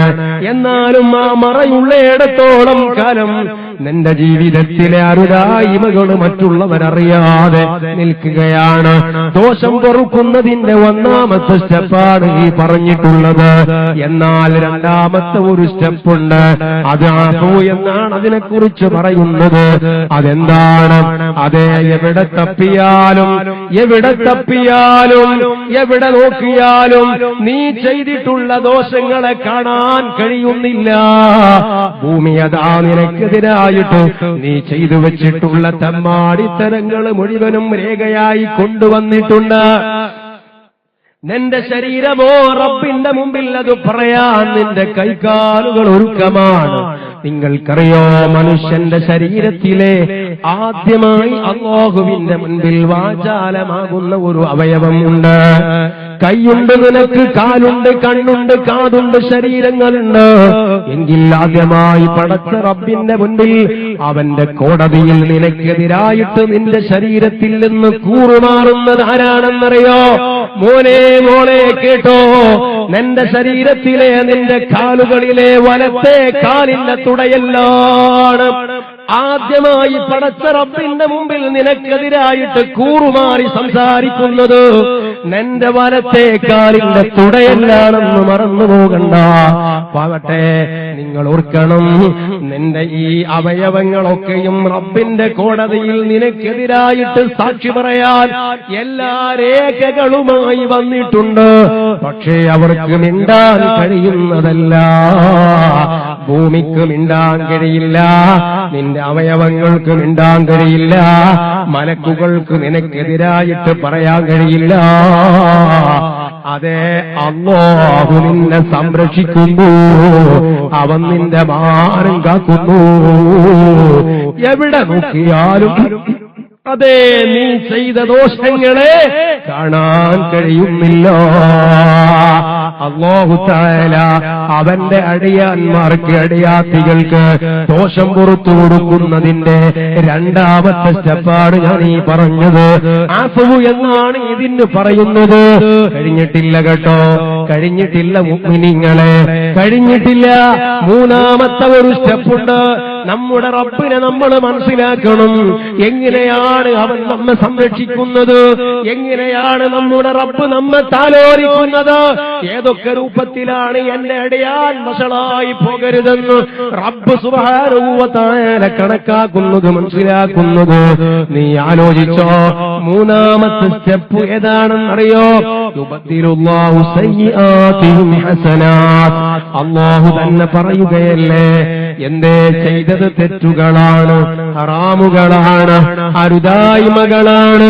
പക്ഷെങ്ങനെ അതാ ബേജാറോടുകൂടെ നിന്റെ ഏടുകളും എന്റെ കയ്യിൽ കിട്ടുമ്പോ അല്ലാഹുവേ ഞാൻ ആ ഹറാമ് ചെയ്തവനാണല്ലോ, ഇവിടെ വെച്ച് ഇങ്ങനെ ഒരു തെറ്റു ചെയ്തവളാണല്ലോ, അതൊക്കെ എന്റെ ഏട്ടിലുണ്ടാകുമല്ലോ എന്ന പേടിയോടെ നിന്റെ ഏട് നീ മറിച്ചു നോക്കുകയാണ്. പക്ഷേ എവിടെയും അതൊന്നും കാണുന്നില്ല, ചെയ്ത തെറ്റുകളൊന്നും നീ കാണുന്നില്ല. പണ്ടേ എവിടെ പോയി റബ്ബേ? പിന്നെ അത് ഞാൻ ചെയ്തവളാണല്ലോ, ഈ ഹറാമ് ചെയ്തവനാണല്ലോ, അതൊന്നും ഈ ഏട്ടിൽ കാണുന്നില്ലല്ലോ, എവിടെ പോയി റബ്ബേ? അതെല്ലാം അതാണ് റബ്ബ് പറയുന്നത്, യുബദ്ദിലുല്ലാഹു സയ്യിആതിഹിം ഹസനാത്ത്. അവർ ചെയ്തത് സയ്യിആത്തുകളാണ്, ആ സയ്യിആത്തുകളെ മുഴുവനും അതാ ഹസനാത്തായിട്ട് അല്ലാഹു മറിക്കുകയാണ്. ആ സയ്യിആത്തുകളെ ഹസനാത്തായിട്ട് അല്ലാഹു മറിച്ചതാണ്. ഇപ്പോൾ നിന്റെ ഏടുകളിൽ നല്ലതല്ലാത്ത ഒന്നും തന്നെ കാണാൻ കഴിയുന്നില്ല. നിങ്ങൾക്കറിയില്ലേ, കള്ള് എന്ന് പറയുന്ന സാധനം കുടിക്കാൻ പറ്റില്ല, തൊടാൻ പറ്റില്ല, വാസനിക്കാൻ പറ്റില്ല, അത് നജസാണ്, അതേ കൊടിയ ഹറാമാണ്. എന്നാൽ ഈ കള്ള് രൂപാന്തരപ്പെട്ടല്ലേ സുർഖയുണ്ടാകുന്നത്. ആ സുർഖയോ കൂട്ടാനിന്റെ കൂട്ടത്തിലെ നല്ല കൂട്ടാനല്ലേ. കള്ളാകുമ്പോൾ തൊടാൻ പറ്റില്ല, അത് സുർഖയായി മാറിയാലോ വിശുദ്ധിയുള്ള വസ്തുവാവുകയാണ്. ചെയ്തത് ഹറാമാണ്, ആ ഹറാമുകളൊന്നും ഇവിടെ കാണുന്നില്ല, എല്ലാം അല്ലാഹു മാറ്റിമറിച്ച് നന്മയാക്കിയിട്ടുണ്ട്. എന്താ ഇതിന്റെ മാനദണ്ഡം? അതും കൂടെ നാം ഇവിടെ മനസ്സിലാക്കണം. ഓഹോ, ഇങ്ങനെയാണോ കാര്യങ്ങളുള്ളത്? എങ്കിൽ എനിക്കെന്തു ബേജാറാണ്. അങ്ങനെയല്ല ഇവിടെ നമ്മൾ മനസ്സിലാക്കേണ്ടത്. ഈ പറയപ്പെട്ട മൂന്ന് അവസ്ഥയും അല്ലാഹു സുബ്ഹാനഹു വ തആല നൽകുന്നതാർക്കാണ്? എല്ലാവർക്കും അത് കിട്ടുമോ? ഇല്ല സഹോദരന്മാരെ, സഹോദരിമാരെ, അത് കിട്ടണമെങ്കിൽ ഈ മൂന്ന് അവസ്ഥയും ലഭിക്കുന്നതാർക്കാണ്? എത്ര കണ്ട് സംഭവിച്ചു പോയ പാപങ്ങളുടെ പേരിൽ നിന്റെ മനസ്സിൽ നിനക്ക് വേദനയുണ്ടോ, കുറ്റബോധമുണ്ടോ? എങ്കിൽ അതിന്റെ അളവിനനുസരിച്ചാണ് ഈ പറയപ്പെട്ട മൂന്ന് അവസ്ഥകളും നിനക്ക് ആഖിറത്തിലുണ്ടാകുന്നത്. ചെയ്തുപോയ പാപത്തിന്റെ പേരിൽ കണ്ണുനീരാണ്, കണ്ണുനീരാണ്, കണ്ണുനീരാണ്. റബ്ബേ പറ്റിപ്പോയതാണ്, പറ്റിപ്പോയതാണ്, റബ്ബേ പറ്റിപ്പോയതാണ്. എപ്പോഴും നെടുവീർപ്പാണ്, എപ്പോഴും നെടുവീർപ്പാണ്. തൗബയാണ്, ഇസ്തിഗ്ഫാറാണ്. കൃത്യമായി കൃത്യമായി നിന്റെ മനസ്സിന്റെ ആ വിഷയത്തിലുള്ള കുറ്റബോധവും അതേ പ്രകാരം നിനക്ക് ആ വിഷയത്തിലുള്ള നിന്റെ വീണ്ടു വിചാരവും അറിയുന്ന റബ്ബ് അതിനനുസരിച്ച് ഈ മൂന്നാലൊരു കൂട്ടത്തിൽ നിന്നെ അകപ്പെടുത്തുകയാണ്, മൂന്നാലൊരു വിഭാഗത്തിൽ നീ ഉൾപ്പെടുകയാണ്. അങ്ങനെ ദോഷം പുറത്തു കിട്ടിയാൽ അത്താഇബു മിനദ്ദംബി കമല്ലാ ദംബല, അത്താഇബു മിനദ്ദംബി കമല്ലാ ദംബല. ചെയ്യേണ്ട രൂപത്തിൽ തൗബ ചെയ്തു തൗബ അല്ലാഹു സ്വീകരിച്ചു കഴിഞ്ഞാൽ കമല്ലാ ദംബലഹു, പിന്നെ ഒരു തെറ്റും തന്നെ ഇല്ലാത്തവനെ പോലെയാണ്, പിന്നീട് ഒരു തെറ്റും സംഭവിക്കാത്തവളെ പോലെയായി മാറുകയാണ്. അതിനാണ് ഞാൻ എന്റെ പ്രഭാഷണത്തിന്റെ തുടക്കത്തിൽ പറഞ്ഞത്, എന്ത് വേണം?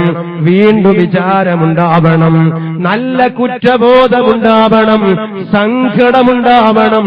ഇതൊക്കെ ഉണ്ടായി പൂർണ്ണമായി പാപത്തിന്റെ ഭൂമികയിൽ നിന്ന് വേരോടെ പിഴുതുമാറ്റിയ അവസ്ഥയുണ്ടാവണം. അതല്ലാതെ നിങ്ങൾ ആലോചിക്കൂ, നേരത്തെ ഞാൻ പറഞ്ഞല്ലോ, അല്ലാഹുവോട് റബ്ബേ എന്ന് പറഞ്ഞ് ദുആ ചെയ്യുന്നു. ആ ദുആ ചെയ്യാൻ നീ ഉയർത്തിയ നിന്റെ ഒരു കയ്യിൽ ഞാൻ നേരത്തെ പറഞ്ഞ ഹറാമുകളുടെ അക്കൗണ്ടുകളുണ്ട്, ഹറാമ് പ്രവർത്തിക്കാനുള്ള നമ്പറുകളുണ്ട്, ഹറാമുമായി ചാറ്റിംഗ് നടത്തുന്ന വാട്സപ്പ് ഉണ്ട്, അതേ FB ഉണ്ട്. ഇതൊക്കെ നിന്റെ മുമ്പിൽ വെച്ചിട്ട് അതൊക്കെ നിന്റെ മൊബൈലിന്റെ ഏതോ ഒരു കോണിൽ ഒതുക്കി അമർത്തി ചിട്ടപ്പെടുത്തി വെച്ച് ലോക്കിട്ടിട്ട് എന്നിട്ട് അത് കയ്യിൽ പിടിച്ച് നീ റബ്ബിനോട് ചോദിക്കുകയാണ്, പൊറുക്കണേ റബ്ബേ, മാഫാക്കണേ റബ്ബേ, പൊറുക്കണേ, മാഫാക്കണേ എന്ന് നീ ആവർത്തിച്ച് പറയുമ്പോഴും നീ ഒന്നാലോചിക്കണം, മനുഷ്യ, നീ ഒന്ന് ആലോചിക്കണം മോളെ. ഈ മൊബൈൽ നിന്റെ കയ്യിൽ പിടിച്ച് റബ്ബിനോട് നീ ഈ രൂപത്തിൽ ചോദിക്കുമ്പോൾ ആ മൊബൈലിന്റെ ഉള്ളിൽ നീ ഒതുക്കി അടക്കി ലോക്കിട്ട് വെച്ചിട്ടുള്ള ഒരു വസ്തുവുണ്ടല്ലോ, അതിൽ നിന്ന് നിന്റെ മനസ്സിന്റെ ഒരു കോണിലേക്ക് ഒരു പ്രത്യേക തരംഗം വരുന്നില്ലേ? ഇത് ഇതിലുണ്ടല്ലോ, ഇത് ഈ നമ്പർ ഇതിലുണ്ടല്ലോ, ഇത് ഇതിലുണ്ടല്ലോ. അതെ, ഇതവിടെ വെച്ചുകൊണ്ട് ഈ ചോദ്യത്തിൽ എന്തർത്ഥമുണ്ട്? നിന്റെ മനസ്സിന്റെ ഉള്ളിൽ നിന്റെ കോണിലേക്ക് നിന്റെ കയ്യിൽ പിടിച്ചിട്ടുള്ള മൊബൈലിൽ അടക്കി ചുരുട്ടി പിടിച്ചിട്ടുള്ള നമ്പറിൽ നിന്ന് അതാ ഒരു പ്രത്യേകമായ തരംഗം നിന്റെ മനസ്സിലേക്ക് പ്രവഹിക്കുന്നില്ലേ? എന്തേ നീ അത് കാണാതെ പോയത്? അതിനൊരർത്ഥമുണ്ട്. എന്താണ് ആ അർത്ഥം? ഈ നിലവിളിയിൽ കാര്യമില്ല, ഈ നിലവിളിയിൽ കാര്യമില്ല. ഇതുപോലെയാണ്. കൊണ്ടോട്ടി പട്ടണത്തിൽ നിന്ന് നിനക്ക് പോകേണ്ടത് പാലക്കാട്ടേക്കാണ്. പാലക്കാട്ടിലേക്ക് പോകേണ്ടവനാണു നീ. എന്നിട്ടോ നീ എന്ത് ചെയ്തു? കോഴിക്കോട്ടേക്ക് പോകുന്ന ബസ്സിൽ കയറി. കോഴിക്കോട്ടേക്ക് പോകുന്ന ബസ്സിൽ കയറിയിട്ടിരുന്നിട്ട് നീ നല്ല ചോറൻ പ്രാർത്ഥനയാണ്, അല്ലാഹുവേ എന്നെ നീ സുരക്ഷിതമായി പാലക്കാട് എത്തിച്ചു തരണേ. ഇത് റബ്ബിനെ കുതിരയാക്കുകയല്ലേ സഹോദരന്മാരെ? ഈ പ്രാർത്ഥന കൊണ്ട് എന്തു കാര്യമാണുള്ളത്? എന്നാൽ അതേ സമയത്ത് വേണ്ടതെന്താണ്? പാലക്കാട്ടേക്ക് വരുന്ന ബസ്സിൽ കയറണം, അങ്ങോട്ട് പോകുന്ന ബസ്സിൽ കയറണം. എന്നിട്ട് അല്ലാഹുവോട് ചോദിക്കണം, സുരക്ഷിതമായി എന്നെ നീ പാലക്കാട് എത്തിക്കണം, ഒരപകടത്തിലും കുടുക്കരുതേ. ഇതല്ലേ മാന്യത? ഇതല്ലേ നേര്? ഇങ്ങനെ ചെയ്യുമ്പോഴല്ലേ നമ്മുടെ പ്രവർത്തനങ്ങൾ അത് അർഹിക്കുന്ന രൂപത്തിലാവുകയുള്ളൂ.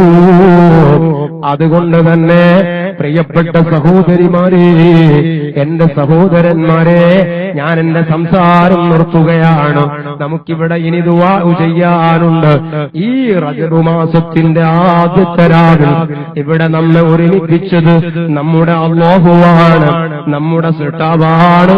ഈ മാസവുമായി ബന്ധപ്പെട്ട് കുറച്ചെങ്കിലും നമ്മൾ കേട്ടുപോയി. ഈ മാസത്തിലെ നോമ്പിന് അല്ലാഹു നൽകുന്ന പ്രതിഫലം കുറച്ചൊന്നുമല്ല. അതുപോലെ ഈ മാസത്തിൽ കൊടുക്കുന്ന സദഖകൾക്ക് റബ്ബ് കൊടുക്കുന്ന പുണ്യം ചെറുതല്ല. എന്ത് നന്മകൾ ഈ മാസത്തിൽ ചെയ്താലും അതൊക്കെയും അല്ലാഹു പരിഗണിക്കുകയാണ്. ഏറ്റവും പ്രധാനമായി വേണ്ടത് തൗബയാണ് കേട്ടോ. തൗബയാണ്. ഈ മാസവും അടുത്ത മാസവും നമ്മൾ റെഡിയാവുകയാണ്, കേട് തീർക്കുകയാണ്, എല്ലാ കുഴപ്പങ്ങളും പരിഹരിക്കുകയാണ്. പിശാചുക്കൾ നമ്മുടെ മനസ്സിലേക്ക് കടന്നു വരുന്ന പഴുതുകൾ അടച്ചുകൊണ്ടിരിക്കുകയാണ്. എന്നിട്ട് റമദാനു ശരീഫ് നമ്മിൽ നിന്ന് വിട പറയുമ്പോഴേക്കും അല്ലാഹുവിന്റെ സ്വർഗം കൈവെള്ളയിൽ കിട്ടിയിട്ടല്ലാതെ, ആ നരകത്തിൽ നിന്ന് പൂർണ്ണമായും രക്ഷപ്പെട്ടിട്ടല്ലാതെ റസൂലുള്ളാഹിന്റെ ഉമ്മത്തികളിൽ ഒരാളും ഉണ്ടാവാൻ പാടില്ല. അതിനു വേണ്ടിയാണ് റജബ് മാസം നമുക്ക് അല്ലാഹു ഇറക്കി തന്നത്, ശഅബാൻ മാസം അല്ലാഹു നമുക്ക് ഇറക്കി തന്നത്. അതുകൊണ്ട് പ്രിയപ്പെട്ടവരെ, നേരത്തെ ബറക്കത്തുമായി ബന്ധപ്പെട്ട് ഉസ്താദ് ഓർമ്മപ്പെടുത്തിയത് നിങ്ങൾ ശ്രദ്ധിച്ചില്ലേ? എല്ലാം നിയന്ത്രിക്കുന്നത് അല്ലാഹുവാണ്, ബറക്കത്ത് തരുന്നവൻ അല്ലാഹുവാണ്. ശരീരത്തിൽ ബറക്കത്തുണ്ടാവണം, കുടുംബത്തിൽ ബറക്കത്തുണ്ടാവണം, സമ്പത്തിൽ ബറക്കത്തുണ്ടാവണം. നാം ഇടപെടുന്ന എന്തൊക്കെ മേഖലകളുണ്ടോ എല്ലാറ്റിലും ബറക്കത്തുണ്ടാവണം. എല്ലാം നിയന്ത്രിക്കുന്നത് അല്ലാഹുവാണ്. ആ അല്ലാഹുവിലേക്ക് നമ്മൾ അടുക്കണം. ഈ മാസം ബറക്കത്ത് ചൊരിയുന്ന മാസമാണ്, അല്ലാഹുവിന്റെ ബറക്കത്ത് വർഷിക്കുന്ന മാസമാണ്. അത് കിട്ടാനുള്ള മിനിമം യോഗ്യതയിലേക്കെങ്കിലും നമ്മൾ വളരണം. അത് സ്വീകരിക്കാനുള്ള ഒരു മിനിമം അവസ്ഥയിലേക്കെങ്കിലും നമ്മൾ വളരണം. അല്ലാഹു സുബ്ഹാനഹു വ തആല നമുക്കതിനുള്ള തൗഫീഖിനെ തരട്ടെ. നമ്മുടെ ദോഷങ്ങളൊക്കെയും അല്ലാഹു വിട്ടുപുറത്തു മാഫാക്കി തരട്ടെ. അവന്റെ ഇഷ്ടക്കാരിൽ സാധുക്കളാകുന്ന നമ്മയൊക്കെയും ഉൾപ്പെടുത്തി അനുഗ്രഹിക്കുമാറാകട്ടെ. ഹറാമുകളിൽ നിന്ന് രാജിയായാലല്ലാതെ നമ്മുടെ ജീവിതത്തിൽ രക്ഷപ്പെടാൻ കഴിയില്ല. ഹറാമുകളോട് പൂർണ്ണമായി രാജിയാകുമ്പോഴാണ് ഇബാദത്തെടുക്കാനുള്ള മനസ്സ് നമുക്ക് വരുന്നത്. ഒരൊറ്റ സത്യം ഞാനിവിടെ പറഞ്ഞിട്ട് എന്റെ സംസാരം നിർത്തുകയാണ്. പ്രിയപ്പെട്ട മുഅ്മിനീങ്ങളെ, ദോഷം ചെയ്തവർക്ക് അല്ലാഹു ശിക്ഷ തരുന്നതാണ്. അതേ സമയത്ത് നിങ്ങൾക്കറിയോ, ദോഷത്തിന്റെ പിന്നാലെ നിരന്തരം പോകുന്ന ആളുകളില്ലേ, അവർക്ക് ആഖിറത്തിലുള്ള ശിക്ഷയുടെ പുറമേ ദുനിയാവിൽ വെച്ചുകൊണ്ട് തന്നെ അല്ലാഹു ശിക്ഷ നൽകുകയാണ്. ദുനിയാവിൽ വെച്ചുകൊണ്ട് തന്നെ പടച്ച റബ്ബ് അവർക്ക് ശിക്ഷ നൽകുകയാണ്. അതേ ജസാഉൽ മഅസിയതി അൽ വഹ്നു ഫിൽ ഇബാദാ. മഅസിയത്ത് ചെയ്ത തെറ്റുകൾ ചെയ്ത ആളുകൾക്കുള്ള പ്രതിഫലം, ആ പ്രതിഫലത്തിൽപ്പെട്ട ഒന്നാണ് ഈ പറയുന്നത്. പലപ്പോഴും പല ആളുകളും പറയാറുണ്ട്, ആണും പെണ്ണും ഇതിലുണ്ട്, എന്തേ അറിയില്ല, നിസ്കരിക്കാൻ തോന്നുന്നില്ല, ഖുർആൻ ഓതാൻ തോന്നുന്നില്ല, നന്മയുടെ മജ്ലിസിലേക്ക് വരാൻ കഴിയുന്നില്ല, ഒരു സലാത്തിന്റെ മജ്ലിസിലൊന്ന് കടന്നു ചെന്ന് സലാത്ത് ചെല്ലാൻ മനസ്സനുവദിക്കുന്നില്ല, ഖുർആൻ എടുത്ത് ഓതാൻ കഴിയുന്നില്ല. ഇങ്ങനെയൊക്കെ പലരും ആശങ്കപ്പെടാറില്ലേ? അതിന്റെ കാരണം എന്താണെന്നറിയോ? നിന്റെ ജീവിതത്തിലെ ഹറാമുകളാണ് കേട്ടോ. അൽ വഹ്നു ഫിൽ ഇബാദാ. ഇബാദത്ത് ചെയ്യാൻ നിന്റെ ശരീരമതാ ദുർബലമാവുകയാണോ? നിന്റെ ശരീരത്തിന് ആഫിയത്ത് നഷ്ടപ്പെടുകയാണോ? ഇബാദത്തിന്റെ മുമ്പിലേക്ക് വരാനുള്ള ഉടയവനായ റബ്ബിന്റെ മുമ്പിൽ വന്നു ഇബാദത്ത് ചെയ്യാൻ നിന്റെ ശരീരം ദുർബലമാവുകയാണോ? ഇതിന് ഞാൻ നല്ല ഒരു ഉദാഹരണം പറയട്ടെ. റമളാൻ മാസത്തിൽ നമ്മൾ കാണാറില്ലേ, 70 75 ഒക്കെ വയസ്സായ ഉപ്പാപ്പമാരുണ്ട് നമ്മുടെ നാട്ടിൽ. അവർ പള്ളിയിൽ വന്നു നിസ്കരിക്കുകയാണ്. തറാവീഹ് 20 റക്അത്ത് നിസ്കരിക്കുന്നു. ഇമാമിന്റെ വലതുവശത്ത് 1ാമത്തെ സഫിൽ തന്നെ അവരുണ്ട്. അതേ 20 റക്അത്ത് കഴിഞ്ഞാലും അവര് പിറകോട്ട് നോക്കുന്നില്ല, അവർക്കൊരു കൊര വരുന്നില്ല, അവർക്കൊരു ക്ഷീണമില്ല.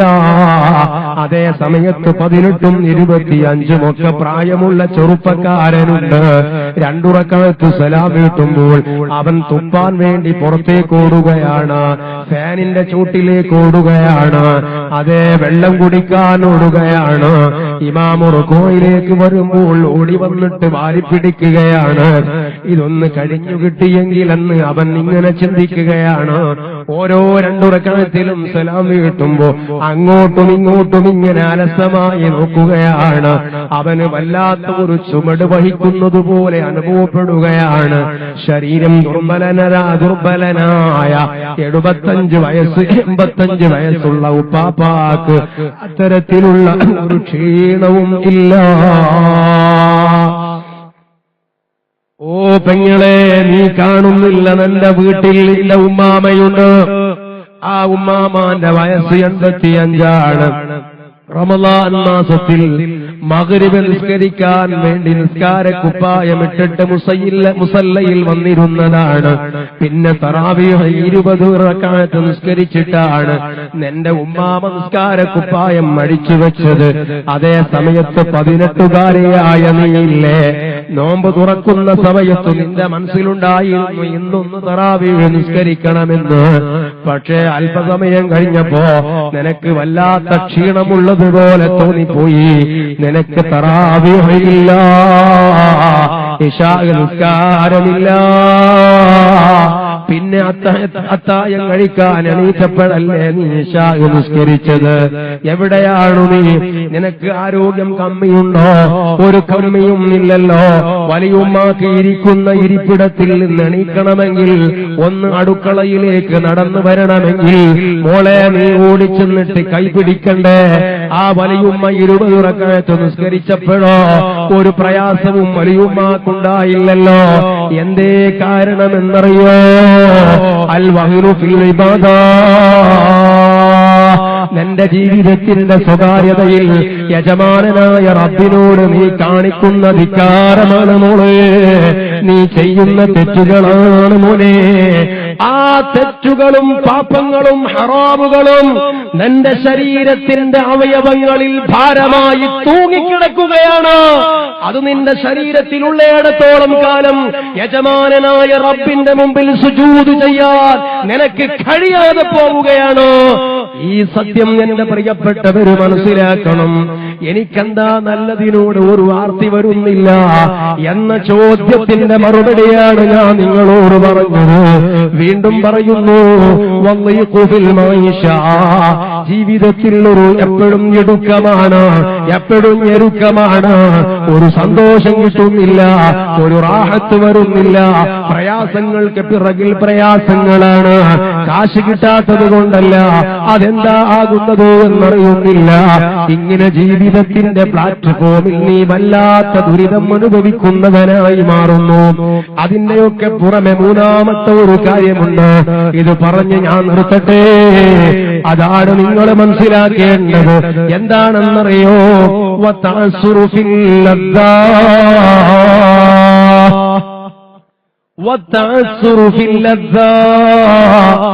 നിന്റെ ജീവിതത്തിലെ അല്ലാഹു അനുവദനീയമാക്കി തന്ന നിന്റെ സുഖമുണ്ടല്ലോ, നിന്റെ ജീവിതത്തിന്റെ ഒരു രസമുണ്ടല്ലോ, ആ രസത്തിന്റെ മുൻപിൽ നീ അതാ അത് നിനക്ക് നഷ്ടപ്പെട്ടു പോകുന്നു. ആ രസം നിനക്ക് നഷ്ടപ്പെട്ടു പോവുകയാണ്. ഇത് പറഞ്ഞ സമയത്ത് ചോദ്യം വരികയാണ്, രസത്തിന്റെ മുൻപിൽ ഇടുങ്ങിപ്പോവുക എന്ന് പറയുന്നത് എന്താണ്? മറുപടി വന്നു, ലാ യനാലു ശഹവതു ഹലാലിൻ ഇല്ലാ ജാഅഹു മാ യുനഖിസുഹു ഇയ്യാഹാ. അല്ലാഹു അനുവദനീയമാക്കി തന്നിട്ടുള്ള ഒരു സുഖമുണ്ടല്ലോ നിനക്ക്. മോനെ മോളെ, അല്ലാഹു ഹലാലാക്കി തന്ന ഒരു സുഖമില്ലേ നിന്റെ ജീവിതത്തിൽ? ആ സുഖം നിനക്ക് അനുഭവിക്കാനുള്ളതല്ലേ, നിനക്ക് ആസ്വദിക്കാനുള്ളതല്ലേ? എങ്കിൽ നീ കേട്ടോ, ആ സുഖത്തിന്റെ ആസ്വാദനത്തിന്റെ നേരത്ത് നിനക്കത് തൊണ്ടയിൽ കെട്ടുന്നു. ആ സുഖം നിന്റെ തൊണ്ടയിൽ കെട്ടുകയാണ്. അതനുഭവിക്കാൻ നിനക്ക് കഴിയില്ല, അത് ആസ്വദിക്കാൻ നിനക്ക് കഴിയില്ല. അത് തൊണ്ടയിൽ കെട്ടുകയാണ്. ഞാൻ ഇനി ഇതിന്റെ പച്ചയായ മറ്റൊരു സത്യം പറയട്ടെ. എന്താ ഈ പറഞ്ഞതിന്റെ പൊരുളെന്നറിയോ? അതൊന്ന് വിശദീകരിച്ച് നിർത്തുകയാണ്. മറ്റൊന്നുമല്ല, എന്തേ നല്ല ആരോഗ്യമുള്ള ചെറുപ്പക്കാരനാണ്, ആരോഗ്യവും സൗന്ദര്യവുമുള്ള ഭാര്യയാണ് നിന്റെ ഭാര്യ. എന്താ അറിയില്ല, നീ നല്ല ആരോഗ്യമുള്ള നല്ല സൗകുമാര്യത നിറഞ്ഞ ചെറുപ്പക്കാരനാണ്, നിന്റെ ഭാര്യയോ നല്ല സുമുഖിയാണ്, ആരോഗ്യമുള്ള പെണ്ണാണ്. നീയും നിന്റെ ഭാര്യയും തമ്മിലുള്ള ശാരീരികമായ ഒരു ചേർച്ചയുണ്ട്. ആ ശാരീരിക ബന്ധത്തിൽ ഏർപ്പെടുമ്പോ എന്താ നിനക്കറിയില്ല, തന്റെ ഭാര്യയിൽ നിന്ന് നിനക്ക് അല്ലാഹു അനുവദിച്ചു തന്നിട്ടുള്ള ഒരു സുഖമുണ്ടല്ലോ, ആ സുഖം ആസ്വദിക്കാൻ നിനക്ക് കഴിയുന്നില്ല. അങ്ങനെ ഒരു കംപ്ലൈന്റ് മോനെ നിനക്ക് പറയാനുണ്ടോ? മോളെ, അതേ പ്രകാരം തന്നെ എന്തുമാത്രം നല്ല ആരോഗ്യമുള്ള മസിൽ പവറുള്ള ഭർത്താവാണ് നിന്റെ ഭർത്താവ്, എന്തൊരു കാണാൻ അഴകുള്ളവനാണ് നിന്റെ ഭർത്താവ്. ആ ഭർത്താവും നീയും തമ്മിൽ അതേ ശാരീരികമായ പടച്ച റബ്ബ് അനുവദനീയമാക്കി തന്ന, സുന്നത്താക്കി തന്ന ഒരു ശാരീരിക ബന്ധമുണ്ടല്ലോ. ആ ബന്ധത്തിലേക്ക് കടക്കുമ്പോ നിന്റെ ഒരു ഭർത്താവ് എന്ന നിലയിൽ നിന്റെ ഭർത്താവിൽ നിന്ന് നീ അനുഭവിക്കേണ്ട, ആസ്വദിക്കേണ്ട ഒരു സുഖമില്ലേ, അത് നിനക്ക് കിട്ടാതെ പോകുന്നുണ്ടോ? അത് ആസ്വദിക്കാൻ കഴിയാതെ പോകുന്നുണ്ടോ? ഉണ്ടെങ്കിൽ രണ്ടുപേരും മനസ്സിലാക്കുക, ഭർത്താവും ഭാര്യയും മനസ്സിലാക്കുക. അതേ ഭർത്താവിനെ നീ കുറ്റം പറയണ്ട, ഭാര്യയെ നീ പഠിക്കേണ്ടതില്ല. ഇവളെന്താ ഇങ്ങനെയെന്നു നീ ചിന്തിക്കണ്ട, തന്റെ ഭർത്താവാകുന്ന ഇവനെന്താ ഇങ്ങനെയെന്ന് നീയും ചിന്തിക്കണ്ട. പിന്നെ അതിനൊരു കാരണമുണ്ട്. അതെന്താണ്? അത് നീ ഒരു സൈക്കാട്രിസ്റ്റിന്റെയും സൈക്കോളജിസ്റ്റിന്റെയും അരികിൽ പോകേണ്ടതില്ല, ഒരു കൗൺസിലറുടെയും അരികിൽ നീ പോകേണ്ടതില്ല, ഒരു കൗൺസിലിങ്ങിനും നീ വിധേയയാകേണ്ടതില്ല. അതിന്റെ കാരണം നീ തന്നെ കണ്ടുപിടിച്ചോ. മോനെ, നിന്റെ ജീവിതത്തിന്റെ സ്വകാര്യതയിൽ നിന്റെ ശരീരവും അതേ പ്രകാരം നിനക്കുള്ളതും നിന്റെ ഭാര്യയ്ക്കു മാത്രം നീ കൊടുക്കേണ്ട സമർപ്പിക്കേണ്ടതൊക്കെ അങ്ങനെയുള്ള ഒന്ന് അതേ നീ വേറെ ഒരു അന്യയായ പെണ്ണുമായി പങ്കുവെക്കുന്നുണ്ടെങ്കിൽ, അന്യയായ ഒരു സ്ത്രീയുമായി നിന്റെ മൊബൈലിലൂടെയോ അല്ലാതെയോ നീ ഏതെങ്കിലും വിധത്തിലുള്ള ബന്ധം സ്ഥാപിക്കുന്നുണ്ടെങ്കിൽ ഓർത്തുവെച്ചോ, അതേ ആരുമറിയാത്ത ഇങ്ങനെയുള്ള ഒരു സ്വഭാവം നിന്റെ ജീവിതത്തിലുണ്ടെങ്കിൽ നിനക്ക് അനുവദിച്ചു തന്നിട്ടുള്ള നിന്റെ ഭാര്യയില്ലേ, ആ ഭാര്യയുമായിട്ടുള്ള നിന്റെ ശാരീരിക ബന്ധമില്ലേ, ആ ശാരീരിക ബന്ധത്തിൽ നിനക്ക് സംതൃപ്തി കിട്ടുന്നതല്ല. മോളെ, നീയും ഇതുപോലെ തന്നെയാണ് മനസ്സിലാക്കേണ്ടത്. തന്റെ ഭർത്താവ് അറിയാതെ നിന്റെ ജീവിതത്തിന്റെ സ്വകാര്യതയിൽ ഏതെങ്കിലും അന്യ ചെറുപ്പക്കാരനോട് എന്തെങ്കിലും റിലേഷൻ നിനക്കുണ്ടെങ്കിൽ, അത് ചാറ്റിംഗ് ആവട്ടെ, മൊബൈൽ റിലേഷൻ ആവട്ടെ, ശാരീരിക സ്പർശനങ്ങളാവട്ടെ, അല്ലാത്തതാവട്ടെ, അനുവദനീയമല്ലാത്ത വല്ലതും നിന്റെ ജീവിതത്തിന്റെ സ്വകാര്യതയിൽ ഉണ്ടെങ്കിൽ നിന്റെ ഭർത്താവ് എത്ര വലിയ ആരോഗ്യമുള്ളവനും അതേ പ്രകാരം നല്ല സുന്ദര കോമളനാണെങ്കിൽ പോലും ഇല്ല, നിനക്ക് നിന്റെ ഭർത്താവിൽ നിന്ന് കിട്ടേണ്ട, നിന്റെ ഭർത്താവിൽ നിന്നും നീ അനുഭവിക്കേണ്ട, നീ ആസ്വദിക്കേണ്ട ഒരു സുഖമില്ലേ, അത് നിന്റെ തൊണ്ടയിൽ കെട്ടുകയാണ്. അതനുഭവിക്കാൻ നിനക്ക് കഴിയുന്നതല്ല. കുറ്റക്കാരൻ നീയാണ്, കുറ്റക്കാരി നീയാണ്. വേറെ ഒരാളെയും ഇതിന്റെ പേരിൽ നീ പഠിച്ചാരേണ്ടതില്ല. ജസാഉൽ മഅസിയത്തിന്റെ പ്രതിഫലമായി, തെറ്റുകൾ ചെയ്യുന്ന ആളുകൾക്കുള്ള അതിന്റെ ഒരു പ്രതിഫലമായി ഈ ദുനിയാവിൽ വെച്ചുകൊണ്ട് തന്നെ റബ്ബ് കൊടുക്കുന്ന കാര്യങ്ങളാണ്. അതുകൊണ്ട് ഞാൻ നിർത്തട്ടെ പ്രിയപ്പെട്ടവരെ, ഈ ദിവസം നമ്മുടെ വീണ്ടും വിചാരത്തിന്റെ ദിവസമാണ്. ഈ ഇന്നത്തെ മഗ്രിബ് വരെ ഞാൻ എങ്ങനെയായിരുന്നു അതുപോലെയല്ല ഈ മഗ്രിബിന്റെ ശേഷം ഞാൻ റബ്ബേ എന്ന് അല്ലാഹുവിന്റെ മുൻപിൽ കട്ടായമായി പറയാൻ നമുക്ക് കഴിയണം. ഞാനിതാ ഈ മജ്ലിസിൽ വെച്ച് മാറുകയാണ്, ഈ മജ്ലിസിൽ വെച്ച് ഞാൻ മാറുകയാണ്. എനിക്ക് വെള്ളം തന്നു, എനിക്ക് ആരോഗ്യം തന്നു, ഇത്രയും കാലം എന്റെ മാനം കാത്ത എന്റെ റബ്ബേ, ഞാനിതാ നിന്റെ മഗ്ഫിറത്തിലേക്ക് ഓടി വരുന്നു, ഞാൻ നന്നാവുകയാണ് എന്ന ഒരു പ്രതിജ്ഞയിലേക്ക് ഈ ശബ്ദം കേൾക്കുന്ന മുഅ്മിനീങ്ങളെ മുഅ്മിനാത്തുകളെ ഞാനടക്കമുള്ളവർ വഴിമാറിയെങ്കിലേ ഈ റജബ് മാസം നമുക്ക് അല്ലാഹു തആല അവന്റെ ഐനുറിമ കൊണ്ട് നമ്മിലേക്ക് നോക്കുകയുള്ളൂ എന്ന് പ്രിയപ്പെട്ടവരെ നമ്മളൊക്കെയും മനസ്സിലാക്കി അല്ലാഹു തആല നമ്മയൊക്കെയും കബൂലാക്കട്ടെ. നമ്മെ എല്ലാവരെയും അവൻ സ്വീകരിക്കട്ടെ. നമ്മുടെ ദോഷങ്ങളൊക്കെയും അല്ലാഹു പുറത്തു തരട്ടെ. ആമീൻ ആമീൻ ആമീൻ എന്ന് ദുആ ചെയ്തു എല്ലാവരും ദുആ ചെയ്യണമെന്ന് പ്രത്യേകം ഓർമ്മപ്പെടുത്തി. വആഖിറു ദഅവാനാ അൽഹംദുലില്ലാഹി റബ്ബിൽ ആലമീൻ. അസ്സലാമു അലൈക്കും വറഹ്മത്തുള്ളാഹി വബറകാതുഹു. www.hubburrasool.net